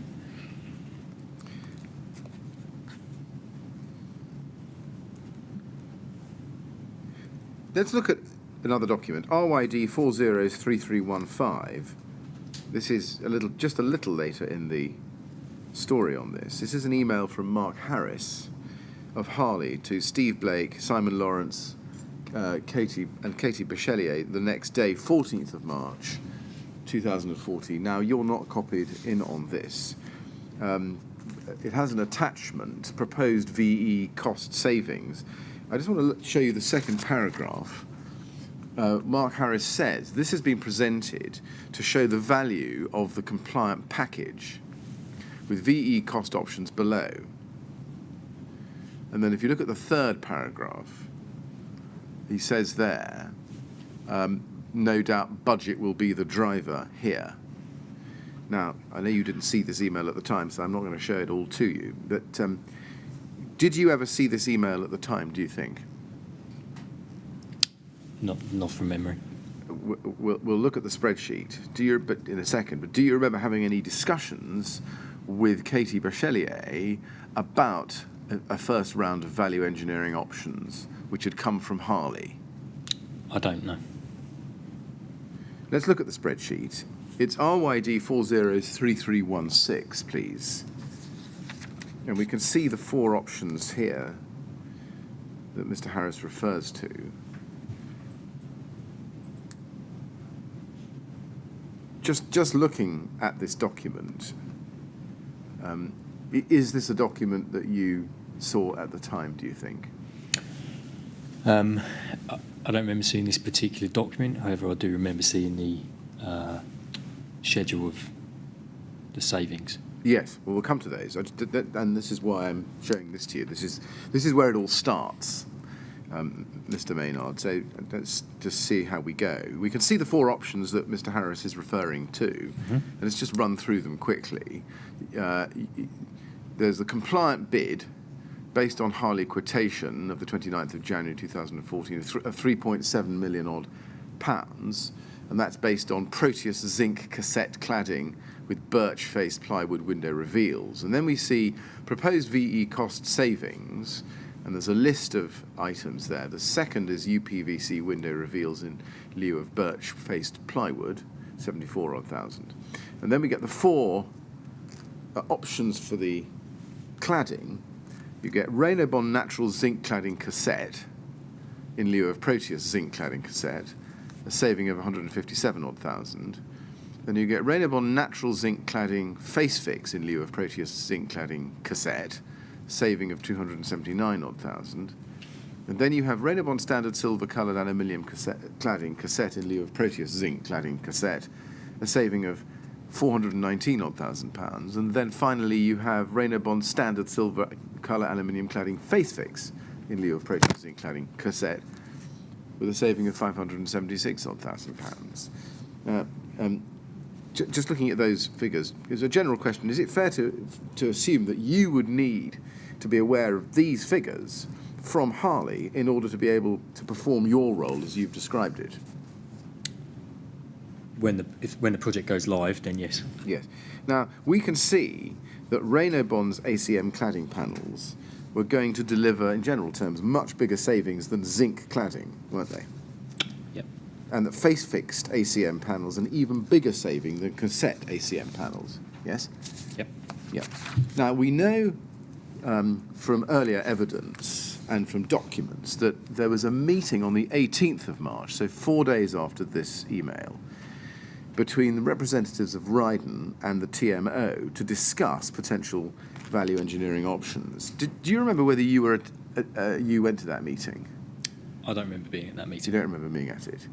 Do you remember whether you assisted with preparing the options which were to be presented to the TMO at that meeting? I don't think I did, no. Now let's look at RYD 403489. This is an email from Katie Bachelier of the 20th of March 2014, so 2 days after that meeting and 6 days after the 14th of March email we were looking at earlier, sent to Peter Madison and David Gibson at the TMO, copied to Simon Lawrence and Steve Blake. And the subject is Grenfell Tower Value Engineering, and there are some attachments to that email. VE options 18th March, cladding VE options 18th March. And she says, all further to our meeting on Tuesday, please find attached our summary list of value engineering options. Now, just bear in mind, this is a document that's going to the TMO from Rydon. Right. And let's look at the one of the attachments. I want to look at the cladding VE options, the second one, dated the 18th of March 2014, and we'll find that at RYD 403491, please. And there it is. And you can see the savings there. The 4 for the cladding, alternative zinc cassette, 100,000 odd, alternative zinc face fixed, 202,000 odd, alternative aluminium system cassette, 293,000 odd, alternative aluminium system face fixed, 376,000 odd. Now, this shows, and it's self-evident, but let me just put it to you, that the biggest saving that was to be passed on to the TMO was available for face-fixed ACM cladding, wasn't it? At 376,000, yes? Yep. Yes. And the next largest was cassette-fixed ACM with a saving of 293 odd thousand pounds, yes? Yes. Correct, yeah. Now, let's just go. We may come back to this, but keep those figures in your mind. I'm sure they're familiar to you. Go to ART 402256. These are... So this is ART 40... That's it. 2256. These are minutes from the contractor induction meeting held on the 1st of April 2014, and we can see who was present at it. If we look at the list, we can see that second from bottom, as present, is you, Mr. Maynard. Yes? Yep. Yes. And you're there with Alan Sharrocks and Simon Lawrence from Rydon, as well as Christina Stefanou, who was the Rydon RLO. Yes? Yes. Yes. Now, if we look at page 2 of that minute, and look at point 2.1, there is a heading under paragraph or section 2, item 2, proposed savings referenced in tender submission. 2.1, there is a potential saving of up to £376,175 that could be realised through changes to the proposed cladding. Savings can be achieved by changing the material and the method of fixing. Changing from zinc to aluminium and using a face fixing rather than cassette would save the most money. Do you know who said at that meeting that there was a potential saving of up to £376,175? No. Now, is it fair for us to assume that you were the person at Rydon who led the discussions about cost at that meeting? No. Who would have done if it wasn't you? It would either be the contracts manager, who generally, like I said, was the point of contact, so he would have led it, or it could have been from the client side. The figure of 376,175 was the figure which Ms. Bachelier's spreadsheet Yep. had produced, hadn't it? Yep. The one we've just looked at. Yep. Cladding VE options. It's not the figure, is it, given to Katie Bachelier by Mark Harris of Harley on the 14th of March that we looked at, was it? No. Because that figure was £576,973. When you heard at the meeting that the potential saving was 376 odd thousand and not 576,000, why didn't you correct it?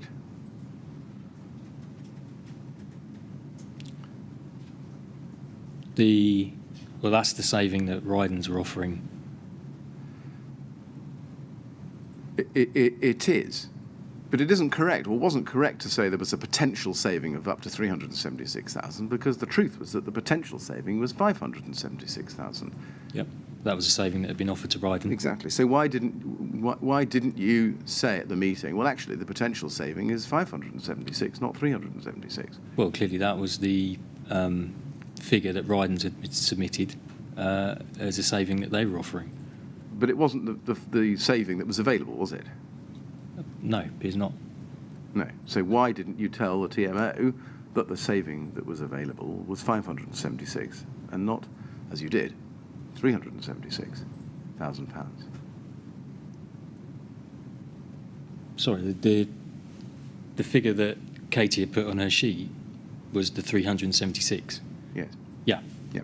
It is. We've established that. So that's right. So that's the figure that Rydon's were offering. It is, but it wasn't the figure that was available to the TMO. My question, let me put it a different way, is why didn't you tell the TMO at that meeting that the savings that were available on cladding were up to 576, as opposed to leaving them with the impression that there was the potential saving of only £376,000? Because that wasn't the saving that Rydon wanted to give.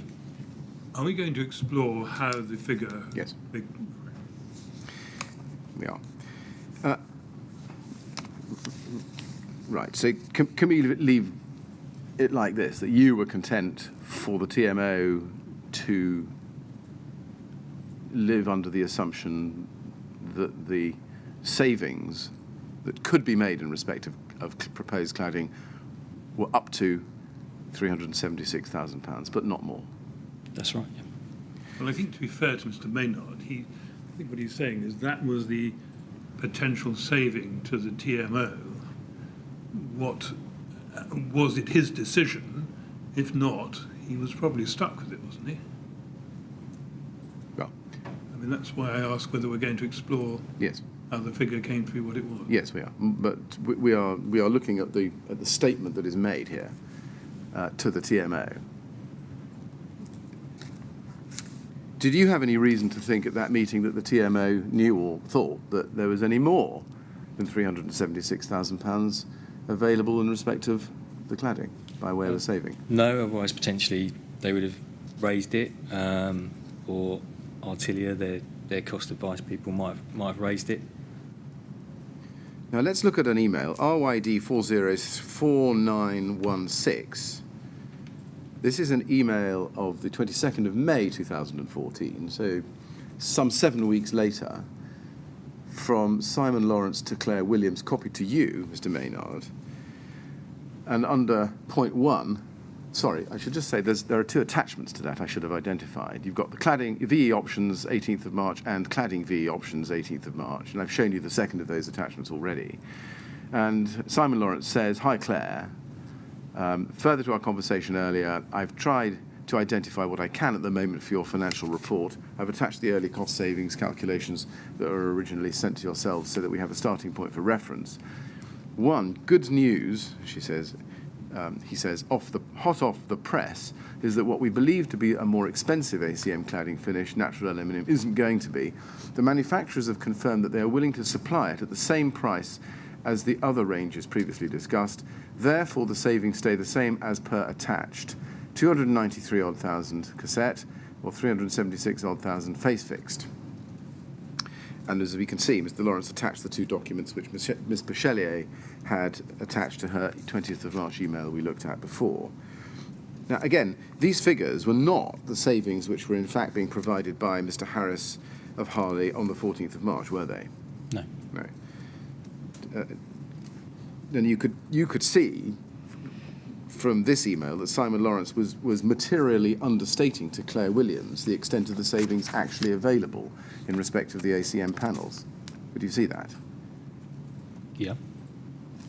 Did you take that up with him? Did you seek to ask him why he was giving the TMO figures for ACM which materially understated the savings that Harley had offered? No. Why is that? Well, that was the figures that Rydon had agreed to provide as a saving. Right. So it wasn't my position to question that. I see. It had been decided above me. Now, on the 8th of May 2014, now this is a little bit earlier in the month, a couple of weeks earlier in the month than the email we've just been looking at, we know that Mr. Blake attended a meeting with the RBKC Planning Department to discuss the cladding materials. Do you remember him having a meeting in early May with the RBKC Planning Department? Not about specifically, cladding? no. Okay. Do you remember? Well, let's look at a document. If you go to RYD 404204,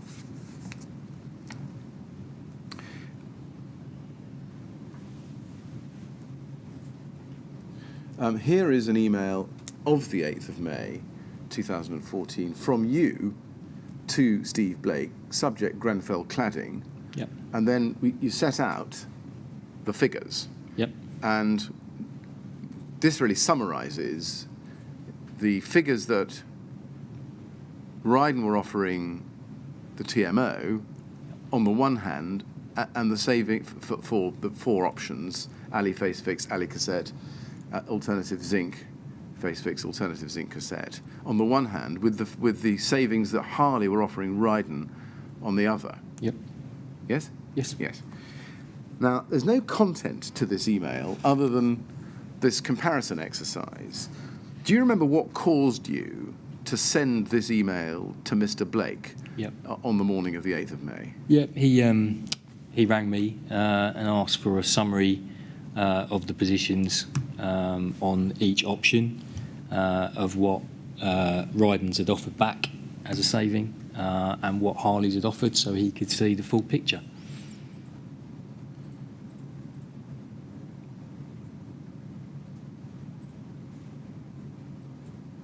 I see. Did he tell you, do you remember why he wanted that summary? Just so he had all the information at hand. Okay. Now, we'll come back to that email in due course, I think, but can I just go first to another document, ART 408955.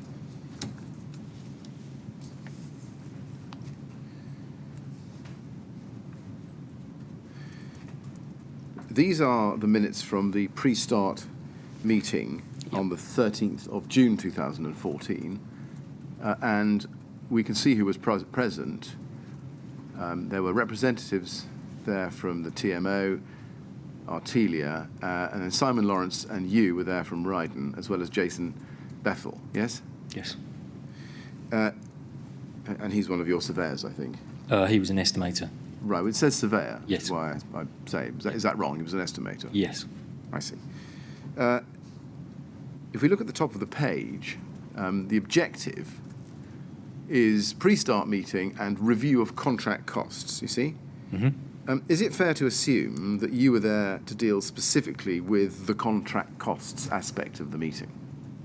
I was there, yeah, for that reason, yeah. So I was aware of them. Yes. I mean, apart from Mr. Bethel as a surveyor, you were there and Simon Lawrence. There was nobody else there No. from Rydon. So we can assume that you were Yep. there to deal with the contract costs. Now, if we can turn to page 4, we can look at item 8.1 together, and this is under review of contract costs. And there it says, original tender sum is 9.2 odd million pounds. The savings that Rydon have confirmed are as below. Area cladding saving £293,368. Now, again, I think this is a question I've asked a number of times, but we just put it again. This, again, wasn't the figure that had in fact been offered by Harley to Rydon, was it? We saw that they'd offered just about £420,000. Yep. Yes. Now, we've heard Mr. Lawrence's evidence, we've heard Mr. Blake's evidence on this point, and we've heard yours, I think, a little bit. But can you, in general terms, confirm two things for us? First of all, that Rydon was not intending to pass on all the savings on cladding that Harley had made available to it. Correct. And secondly, that Rydon was intending to keep the difference for its own benefit Correct. in order to boost its profit margin. Or to assist in costs that they were losing elsewhere. Right. Now, if we can look at Ms. Bachelier's witness statement, I'd like just to look at that document. It's RYD 3094347, please. I'd like to look at page 3 in that. RYD 3094347, page 3. And let's look together at paragraph 20. She says, in respect of the savings for cladding, Harley provided 4 different options to the client. I do not recall which system was chosen. My role was to provide the proposed options to the client and to highlight the savings that were available for each option.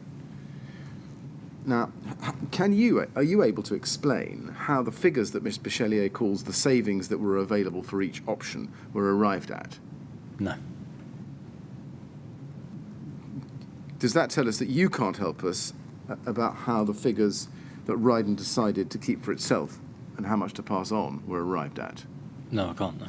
Just go back then to the summary email, RYD 404204. This is the email of the 8th of May we looked at a minute ago. Yep. We know how, or we may not, we may find out yet how Harley got to its savings. That's one question. But the saving for aluminium cassette of 293,368 as opposed to 420,000 is a very precise number. It's precise to the last pound. And my question is, how did Rydon arrive at the savings offered to the TMO in contradistinction to the savings being made available to it by Harley for that item? I don't know. Who does know? Well, I imagine Katie put the figures together, so I'd imagine she may know. Do you know how she did?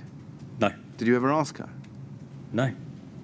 Did it not ever occur to you, as the senior surveyor, how it came about, given that you knew there was a difference and that the decision had been made not to pass on the full savings, how that partial amount of saving had been arrived at? No, I was Why is just that? looking at the headline figures. I know, but were you not curious to know how Rydon was arriving at the figure it was prepared to pass on? Not at the time, no. Who had made the final decision as to that amount? Again, I don't know. Now, you became commercial manager on this project in, I think, May. Commercial manager of the refurbishment team. Yes. Does that mean commercial manager including this project? It does mean including the project, Yeah. but not specific to the project. When you became commercial manager on this project, did understanding these figures in depth not fall within your remit? I didn't need to understand the figures in depth. I was reporting at high level, so as long as I know what my cost and my value is, and I'm aware where it's going, and I'm reporting that, to Steve as an overall job forecast, then that's where my job lies. The detail is normally the job surveyor would get his head around the detail. If it was Katie Bachelier who'd calculated the figure, was it not your job once you became commercial manager to understand how she had calculated it so as to be able to support the decision to pass that much lesser figure on to the TMO? These figures were created before I became her line manager. So no, I didn't feel the need to know the ins and outs. These figures were submitted and set in stone. They were what they were, in my opinion, at the time. And who had made the ultimate decision to offer savings of £293,368 as opposed to £293,369? I don't know. Right. Let's turn to a different, well, slightly different topic, which is Harley's own costing error. RYD 409396, please.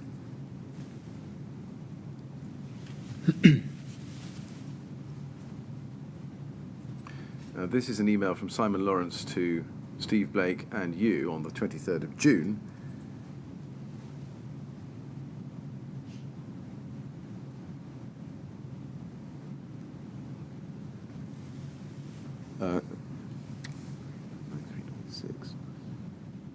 And if we go to page 3, that's the top email in the chain, we can see that there is an email first on the 18th of June from you to Mark Harris, copy to Mike Albiston at Harley and Simon Lawrence at Rydon. And the subject is the Grenfell Tower price build-up. And you say, Mark, apologies for the delay. And you say, further to our meeting on Monday, we confirm the following. 1, your current quotation for the zinc cladding option is 3.2 odd million for the external envelope works. 2, we require your lump sum all risk price for the zinc cladding option to be discounted by 5% to £3,057,442. And then you say 3, savings to be considered by our client, which would be deducted from the above, are currently A, cladding, aluminium cassette in lieu of zinc, £419,267. B, cladding, aluminium face fixed in lieu of zinc, £577,000. And I don't need to go into the Louvre panel. Now, just pausing there, it's not correct to say that these were savings to be considered by our client, were they? Your client, the TMO, didn't know about these savings. No, they knew about the savings related to those products. Yeah. Now, if we look at, so just pausing there, is it fair to say that you were giving the impression to Mr. Harris that you were passing on to the TMO the whole of the savings that Harley had offered Rydon? No. Well, you see, it says savings to be considered by our client, which would be deducted, are currently, and you can see, cladding, aluminium cassette in lieu of zinc, 419,000. That's the Harley offered figure, isn't it? Yeah. Yeah, but you weren't asking the client to consider 419,000, were you? No, I was confirming to Harley's that the savings that they're considered is related to the aluminium cassette or the aluminium face fix. I'm not making reference to the actual figures to them. I'm saying these are the two options that are currently being considered.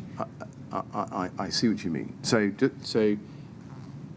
I see. You didn't anywhere tell Harley that, in fact, you weren't asking the client to consider £419,000 worth of savings for aluminium cassette in lieu of zinc, No. but a much lesser figure. No. Right. Now, looking at page 2 of this document, let's look together at the bottom of the page. This is an email 2 days later, 20th of June, from Mark Harris to you, copy to Ray Bailey. Hi, Zak. We'll be coming back to you with a formal response later today to a number of items below, but in the interim, I need to talk with you about cost. As already discussed, there was an estimating error at our end when calculating the savings for using ACM. This was unfortunately a six-figure sum.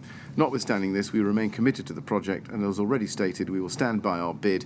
However, being totally honest, the additional 5% discount is causing an issue. I've been trying to pass the pain down the supply chain, but having little success. Can we discuss this further? Is there a compromise that could be agreed? And at the top of that page, you respond to Mark Harris on the same day. Hi, Mark. A 5% discount is where we need to get to based on a zinc cladding option as the initial benchmark position to draw a line at. We would then look at savings as post-subcontract variations. From our conversations, I was led to believe it was only the face-fixed option that was a problem. Can you advise what your true savings were meant to be and how they were arrived at? And then if we look at page 1, right at the bottom, we can see that you passed this exchange on to Steve Blake and Simon Lawrence with an FYI. You see that? Yep. And Mr. Blake then comes back to you on the 23rd of June, as well as Simon Lawrence. And he says, not actually surprised, as they seemed relatively large in the first place. On principle, we should stick to 5%, but agree a compromise on the saving, and at some point in the future, pass it back up the chain. Is it fair to say that what Mr. Blake was suggesting here was that you should organise the finances so that Harley's cost error would be absorbed by the TMO? Saying back up the chain, so potentially yes. Yes. And that means that Rydon wouldn't lose any profit itself at all? Yes. That was the idea, was it? Yes. Yes. And specifically, he was asking you to do that, wasn't he? He was asking us to do it as a project team, but yes. Yeah, but you and Mr. Lawrence. Yes. You're the only recipients of this email. That's right, Yeah. yeah. Now, look back at your witness statement, if we can. Paragraph 15 on page 2. You say there that, you say, I understand that there were errors in Harley's quote for the cladding work. I believe this was due to a miscalculation of the size of the area to quote for. It was Harley's error. There were discussions over whether Harley would bear the cost. I do not recall the outcome. The final decision regarding whether Rydon bore any of the cost would have been taken by Steve Blake as a director. Now, I've shown you some documents, and although Mr. Blake may ultimately have made the decision on how the cost was borne, on the documents we've now looked at together in the last few minutes or so, do you accept that actually you were intimately involved in this process of what to do with the Harley costing error? Yeah, we asked Harleys to give us the detail of their error that they made, and I think there's a further email where Harleys actually sort of broke it down and tried to explain where the error came from. Yeah, there is. But We didn't dismiss it straight away. That's not the kind of company we are. If they'd made a genuine error, then we need to discuss it. But likewise, we heard it out and probably put it on the back burner until the final account was agreed. Is probably where the intention would be. Look, we understand that there's a problem there. We'll review it later on, and I believe that's how it was left. Yes. I mean, your statement says it was Harley's error. There were discussions over whether Harley would bear the cost. And I'm just putting to you that, in fact, you were intimately involved in those discussions. Yes. Yes. Now, if you go to RYD 409596, we can see what happened next. Can we have pages 1 and 2 of that email put up together, side by side, please? And if we look at the bottom of page 2,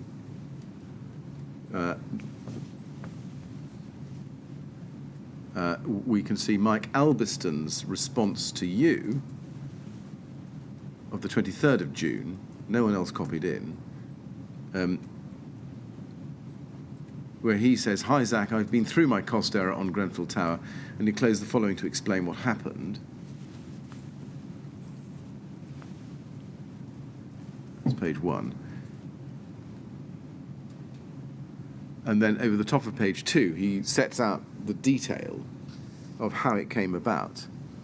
And in essence, and I'm summarising this, they for the ACM fix, they'd offered you £576,000 odd pounds, but that had not included a figure of about £200,000 for flashing smoke stops and supports for the crown. whereas the original cost for the zinc did. That's right, isn't it, I think? It looks like that, yeah. That explains the yes, Yes. that's right. And if you look at the middle of page 1, and sorry, I should just say the cost saving for ACM cassette was given as 419 odd thousand, and again the error was the same, but the cost used for cassette was more accurate, and that meant that the shortfall was 40,000. So they had an error of 200,000 in their own saving, Yes. of 200,000 for face fixed and 40,000 for the cassette. And then if we see the next email, middle of page 1, you pass this email on to Katie Bachelier on the 24th of June, and you say, FYI, funny how their issue takes us to our saving that we offered the client on the face fixed. Inside knowledge, perhaps. And above that, Ms. Bachelier comes back to you and suggests to you, can we go 50-50 with Harley as it was their cock-up? And you respond at the top, same day, 24th of June, probably go 50-50 on the face fixed, as we would still pocket £100,000 on that. However, the cassette I would probably offer as 75-25, as 50-50 would only leave us with £47,000 of gain. Now, when you say there, Rydon would still pocket £100,000 on that, do you mean that would add £100,000 to Rydon's profit? No, it means that we would still have 100 grand's worth of profit in that. Yeah, So we add it. I see. Okay, over and above that which had been disclosed through its saving to the TMO. No, it would reduce it down to that. So if we offered them some money back on their saving they provided us, it would obviously reduce the margin that Rydon had applied. Indeed, I think we're saying the same thing. Yes, sorry. Yeah. Yes.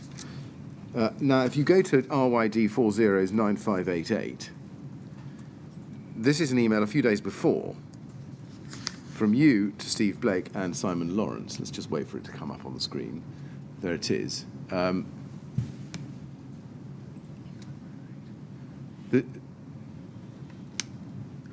This is an email, I'm sorry, it's the same day, 24th of June, 2014. And you are here writing to Simon Lawrence and Steve Blake, reporting on the error, I think, and you're saying, basically they're saying they have a £200,000 problem with face fixed and a £160,000 problem with cassette. I will try and do the deal on the zinc cladding at 5% discount to get to our baseline order. This is where we've already pitched it, so I can't go any better. 3% is the minimum we need to achieve as the performance at tender. A potential revised position on the savings would be, and then you set them out. For face fixed, client saving 376, Harley first offer 576, Rydon expected gain £200,000, split 50-50 with Harley, £100,000 gain. Cassette, client saving £293,000, Harley first offer £420,000, Rydon expected gain £127,000, split 50-50 with Harley, £47,000 gain. Harley's allegedly, and that's in bold there, don't know what our savings are to the client, so we can improve on these by not offering 50-50, but above would be a worst case position that I would want to go to. Now, I've read that all to you. Yep. I just want to ask you a number of questions. First, you say Rydon's expected gain of 127,000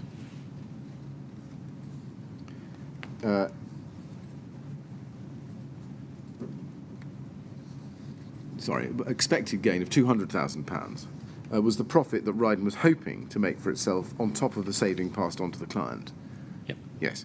And if you look at the bottom of the email, you go on to say Harley's allegedly, and it's in bold, don't know what our savings are.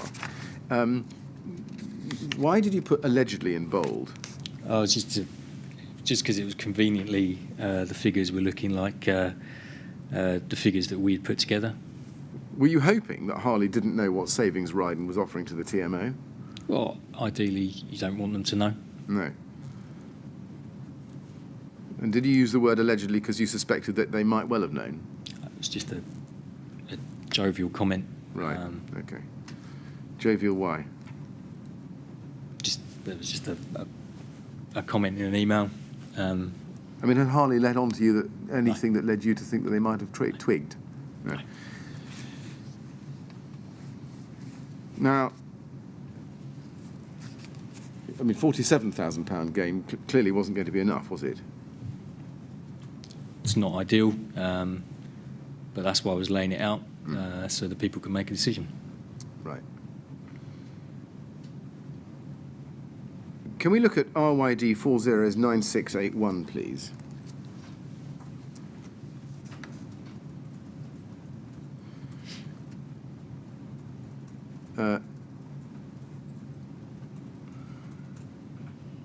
And I think we should look at the middle email first of all. There's a precursor to this. Perhaps we just ought to look at that, actually. The bottom of page 1, top of page 2. Page 1, bottom, is you writing to Mark Harris and saying you've been catching up with emails. If we just look at the rest of that, look at page 2.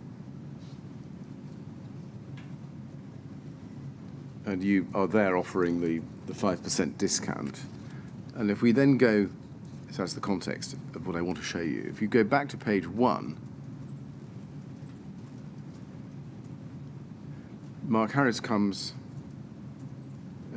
back to you on the 24th of June. Hi, Zak, many thanks for your response. I confirm we agree with the baseline figure based on the zinc option with a 5% discount. With regards to the other items on your list, I will send a separate response in response to your other email. It would comment that most of the items are acceptable, but I would need to make a comment against items 10 and 12. We don't need to look at that. And then he basically thanks you and apologises. It looks from this that you had persuaded Harley to accept a 5% discount on the original baseline figure for savings for the zinc cladding. Is that how this should be read? That's the a 5% discount on the baseline cladding option, which was the zinc, Yes. not a saving. It was the whole scheme if it went with zinc cladding. I follow. Right. Then just help me with the next email, top of page 1. Yep. You then write to Steve Blake and Simon Lawrence, 24th of June. Steve, Simon, first part of the battle. Now we will agree to give them 10% of the savings back, and we are quids in. What did you mean by quids in? Again, it's just an email that, you know, if we don't have to give them back as much as we thought, we'd have more profit. Yeah, but help me with quids in. Does that mean you'd recovered it all or recovered enough? What does it mean? More profit. I see.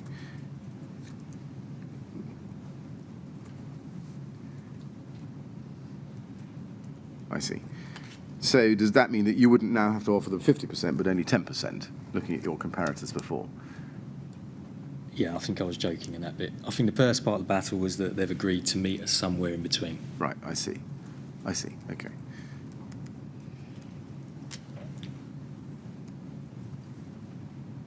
Did anyone at Rydon, to your knowledge, ever tell the TMO about these discussions? No, we wouldn't need to. You wouldn't need to. Well, this is our supply chain. This is between Rydon's and their supply chain. Right, I see.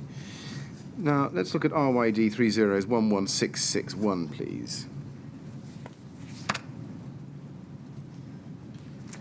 See how this continues. Can I please have pages 1 and 2 up together? This is an email string of the 8th and 9th of July. We just need to look at, I think, pages 1 and 2 side by side. We start on page...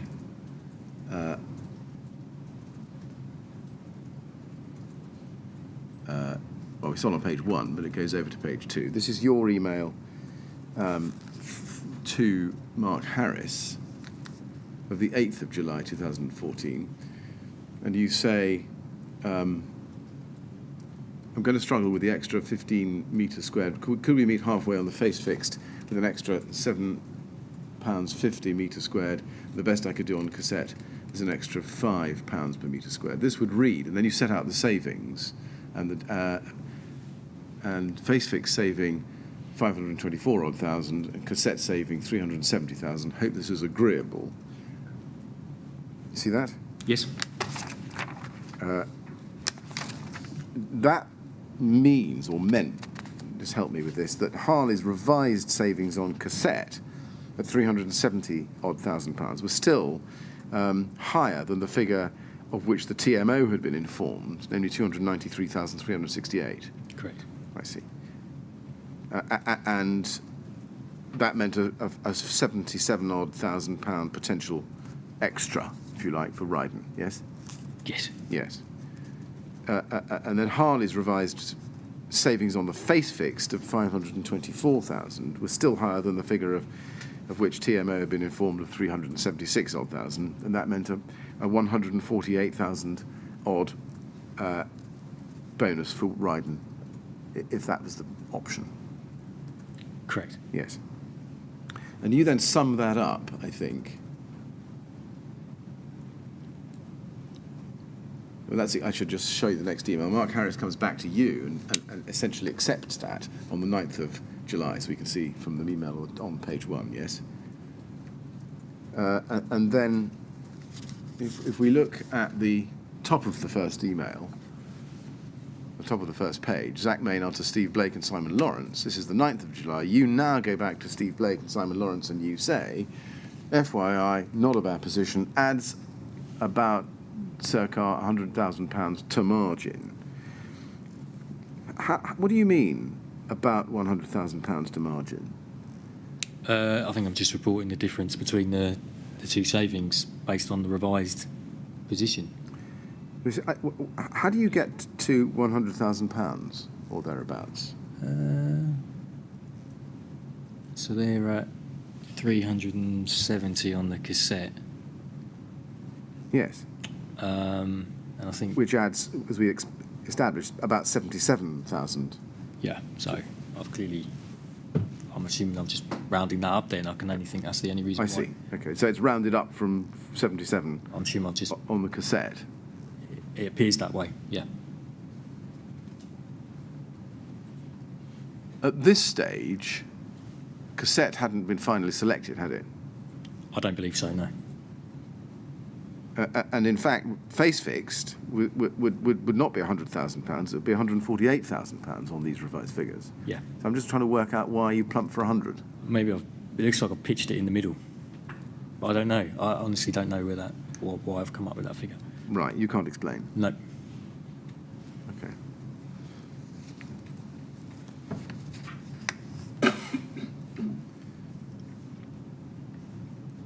No, and in your statement, we've seen it before that you say you don't recall the outcome of the discussions about the Harley error, but we can see from these emails that you were very intimately involved. Can you explain why, when you wrote your statement, you didn't deal with these in detail? I didn't know we'd reached an agreement on that. So yeah, I didn't remember we'd reached an agreement. Right. Is that when you were preparing your statement? Were you not shown these emails? I didn't see that. No, that it had been finalised. Okay. In general terms, do you accept this as a proposition that you personally were driving as hard as you could for Harley to bear as much of the cost as possible, and for you to make as big a saving as possible? I was doing my job as best as I could. Yeah. But did that, you say you were doing your job as best you could. Does that job include driving as hard as you could for Harley to bear as much of the cost of the cladding options as possible? I don't think we're driving as hard as possible. I mean, a lot of people would have just said, no, we're not even going to listen to your proposal.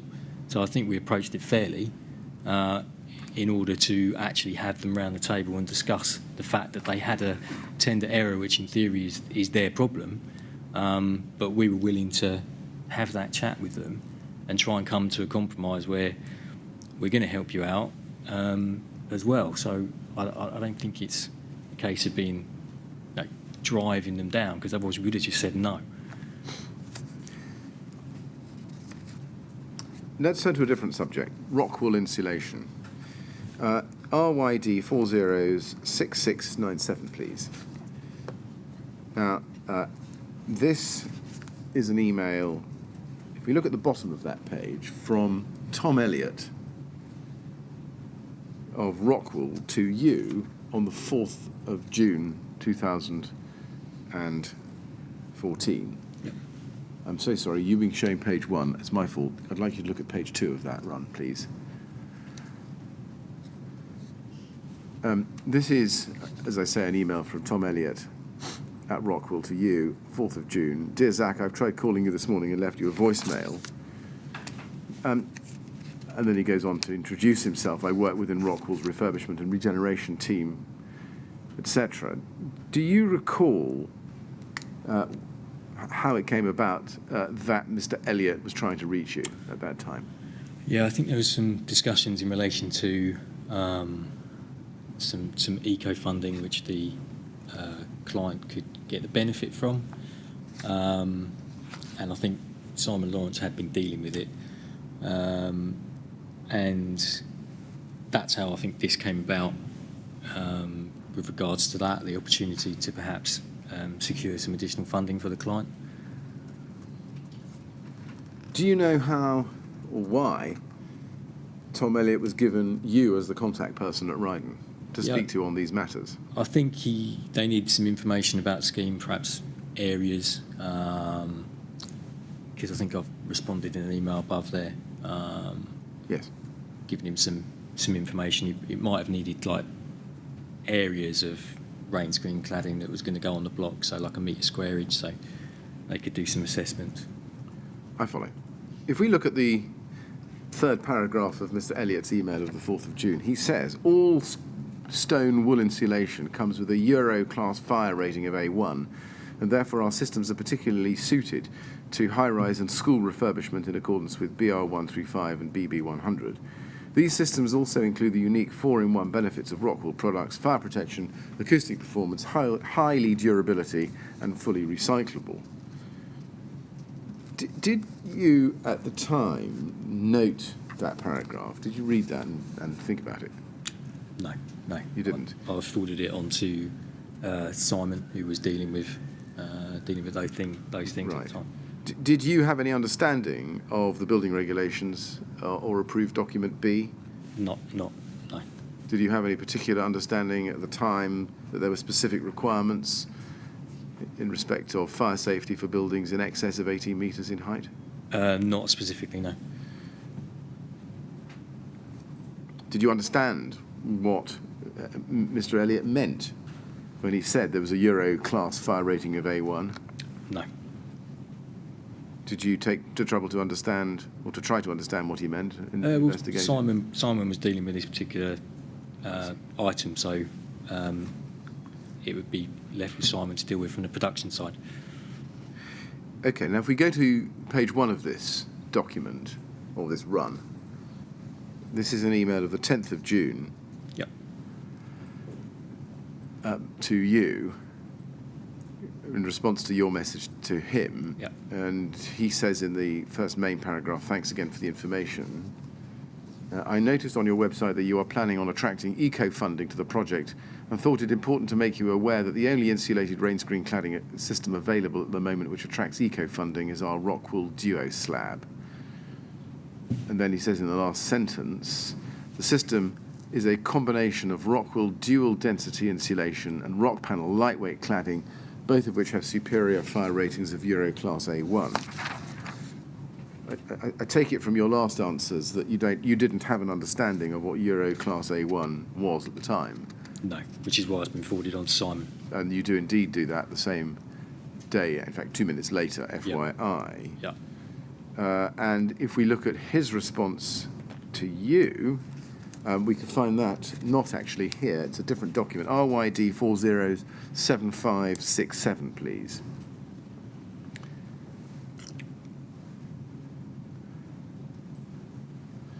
He says there's something for the Harley inclusions. Make sure they use appropriate insulation to achieve grant funding. They normally use Duo slab anyway, so shouldn't be an issue. What did you understand Mr. Lawrence to mean there by Harley inclusions? When we issued out an instruction, we try and give it a bit of detail and put some items that we'd like them to include in their order package. And that normally comes out of discussions with the contracts manager and the project manager from a technical perspective to see if we can try and pick everything up. Right. Did you have any idea about what the appropriate insulation might be in order to achieve grant funding? No. So did it surprise you that Mr. Lawrence was asking you to ensure that Harley used appropriate insulation? He's just making a comment to make sure we pick it up when we're placing the order to try and make sure those discussions are had.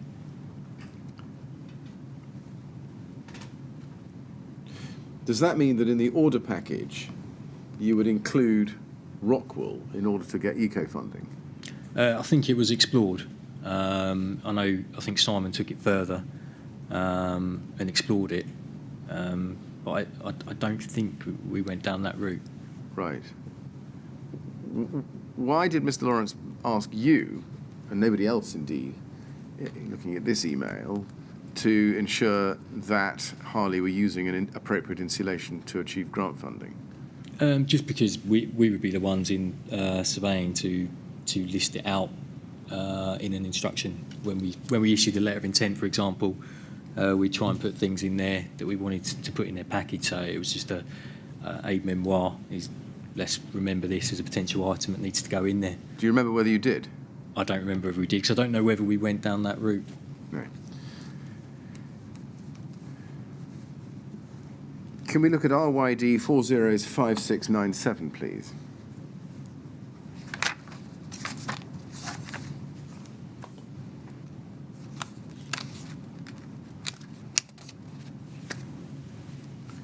This is an email of this is an email of the email of the 4th of June. I started off with this morning with you. This is the introductory email from Tom Elliott. I just want to look at a different subject in it.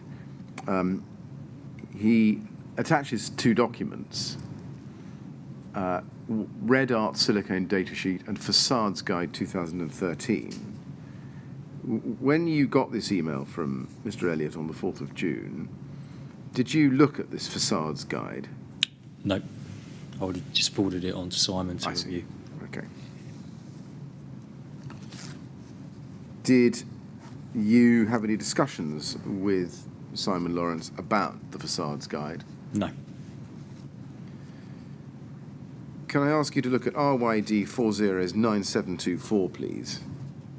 Page 2.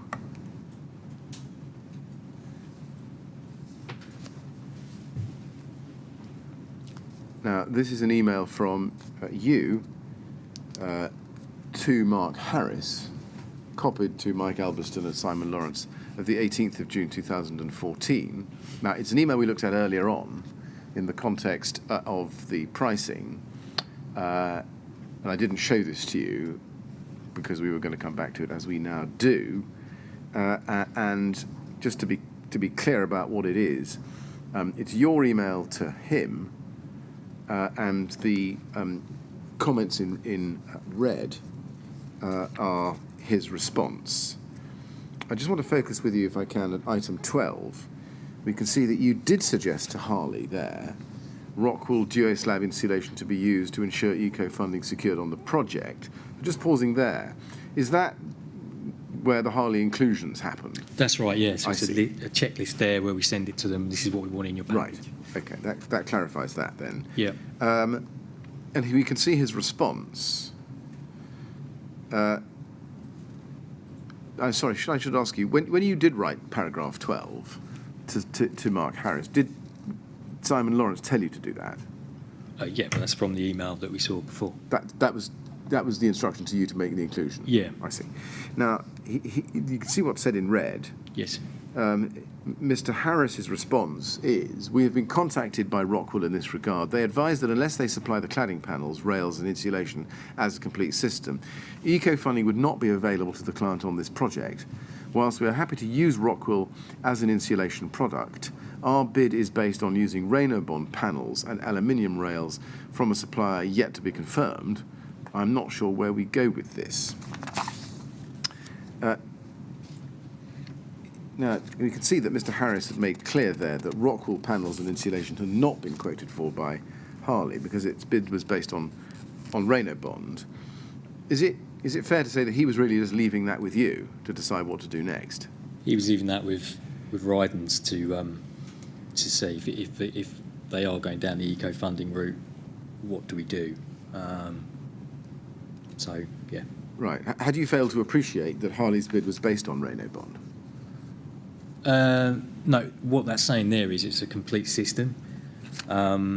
So in order to get eco funding, you have to use their cladding panels and rails as well as the insulation, rather than using a different panel. So I think that's the issue there.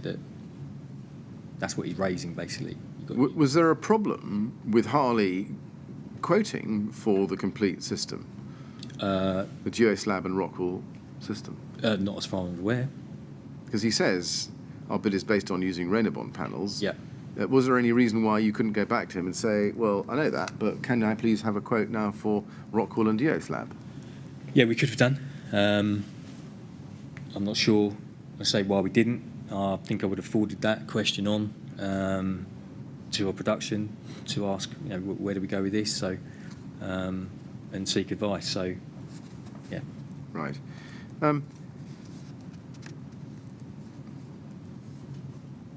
Did you have any understanding at the time about the requirements for insulation to be a material of limited combustibility?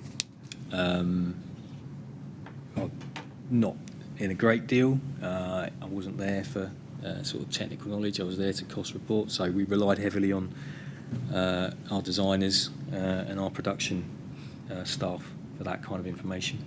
Did you understand at the time that unless a particular product had been tested for use over 18 metres in the precise configuration and precise material setup that was to be used on the building, or had a desktop study or holistic engineering, then it had to be of limited combustibility? I didn't know that, no.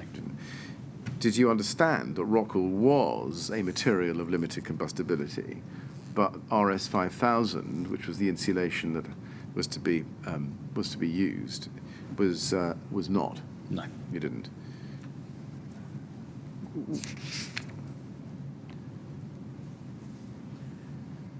Now, sticking with this document, we can see that you passed this on to Mr. Lawrence. If you look back at page 1.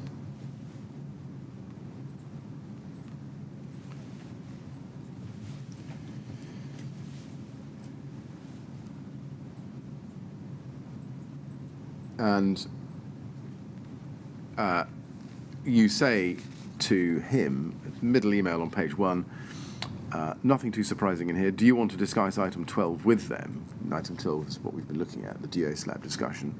And he comes back to you and says, looks like we may have a problem with this, exclamation marks. Not Harley's part, but the funding part. And you go back to him and say, and we can't even increase the savings on the cladding now to help out, as they are true savings. What did you mean by that? What did you mean by true savings? Just that the savings have eroded away, so that now there's not much difference between the savings offered to the client and the savings getting from the subcontractor. So there's a decision to be made on that. What further action, or did you take any further action yourself to follow up the use of Rockwool insulation on Grenfell? I didn't take any further action, no. And I don't know where the further discussions went after that. And we know that ultimately Rockwool wasn't used. You know that? Yes? Yes. Yes. Now, look at HAR 50397, please.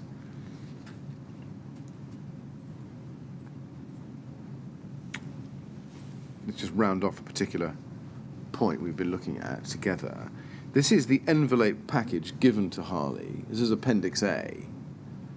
And I think this formed Appendix A to the LOI, didn't it? Yes. Yes, that was the full scope, which had the figure in it, which was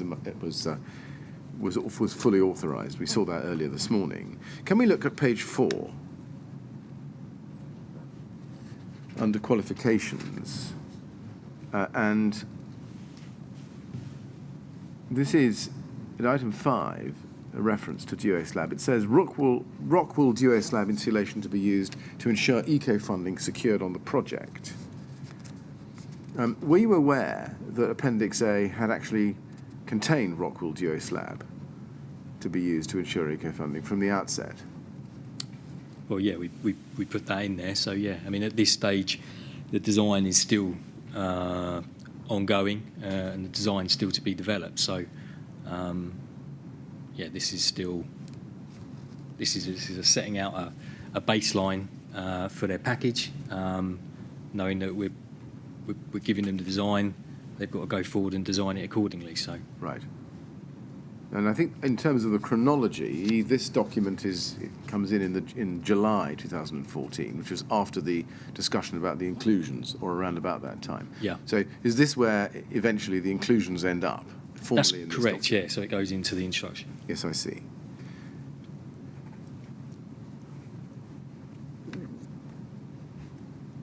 This remained, I think, a qualification in the LOI all along. Was there any discussion about removing it? No. Do you know why that is? No. Okay. Can I then turn to a completely different topic, which is the subject of windows?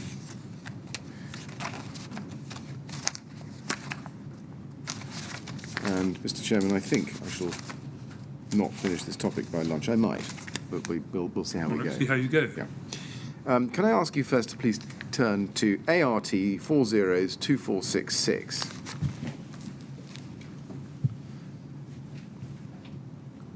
Now, this is an email. If we look at the bottom, page 2, please, of that. I think is where the email run starts. It's an email at the bottom of the page of the 18th of June 2014,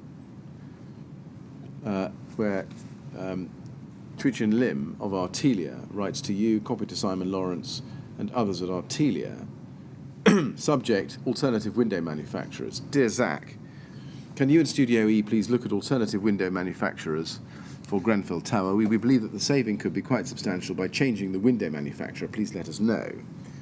And you respond to that same day, a little bit later in the morning. Hi, Twichin, our tender bid is based on metal technology windows. The sizes of the windows restrict the manufacturers we could use. An area we could look at, which was previously identified by ourselves, is simplifying the arrangement of the windows. Simon will discuss this with Studio E and our cladding contractor in due course. And if we go to page 1, we can see Ms. Lim's response. She says, Hi, Zak. Thanks for getting back to me. As you are aware, we are still over budget, and therefore any suggestions on savings are welcome. And then the next email up, you say, we will do our best, and she says, thanks, Zak. Now, is it fair to say that the budget was the driver here as well? Yeah. And that's because both Rydon and Artelia were looking for any possible route to drive the costs down on this project. Yeah, we were obviously clearly still over the client's budget, so they wanted to see if there was anything else we could do. Yes. And did you, in fact, investigate the simplification of the window arrangements as asked? Well, as I said, Simon was going to look at it with the designers and get back to them. Right. Do you know what the upshot of that was? No, I mean, simplifying the arrangement could be just changing the openers or whatever, so I'm not sure. Right. Let's sticking with a similar topic, or same topic, but at a different period.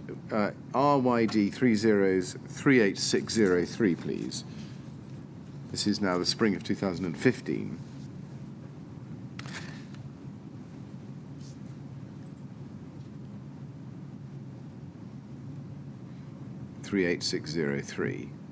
Now, this is an email from Ray Bailey of Harley to you, copied to Simon Lawrence, Mark Harris, and Steve Blake, and others. Hi, Zak. And the subject is the internal trimming out. Still haven't been able to track down the fitter who did the internals at Ferrier. However, I have spoken to our estimator who prepared our quotation.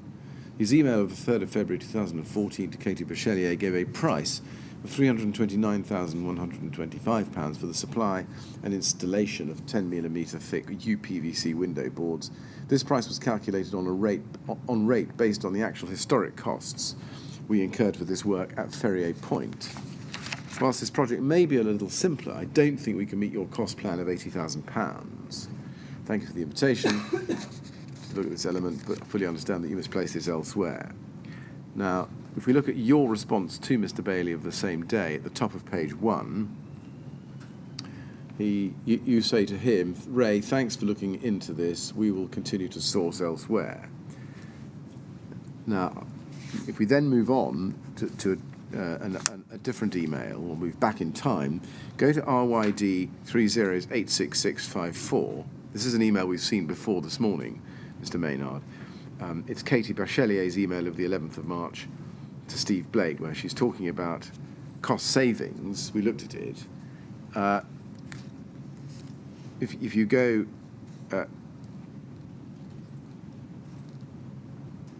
yes, that's it. In the middle of the page, she says to him, the bill figure is incorrect, resulting in our tender figure being £212,000 lower than it should be. I think we will recover this from Harley's by taking the timber window reveals out of their package. You remember that? We looked at that this morning. Yeah.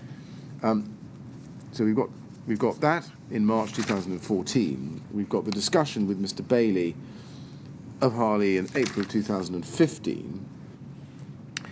Between March 14 and April 15, do you remember whether Rydon at some point in that period decided to take out the timber window reveals and use UPVC instead of timber? I don't remember when. I imagine there were some design discussions over it. And I know the final decision was they were going to go UPVC. Do you know who was involved in those discussions? Not specifically, no, but it would be production-led and design-led, so... Were you involved in coming to a final cost for that Yes. substitution? Yes. You were. And what was the saving? Do you remember, even roughly? No.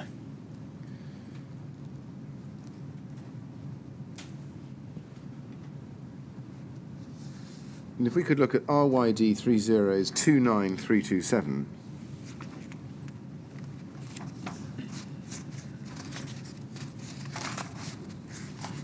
Actually, Mr. Chairman, the document is not terribly complicated, but a little bit more complicated than will last 2.5 minutes till 1 o'clock. Would you rather stop at that point? I think it's probably sensible to stop at that point, otherwise we will certainly go beyond 1 o'clock.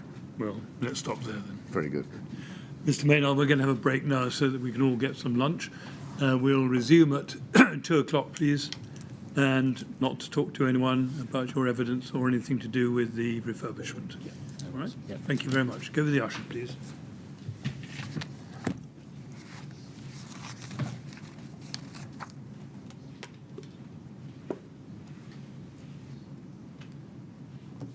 Good. Thank you very much. 2 o'clock, please.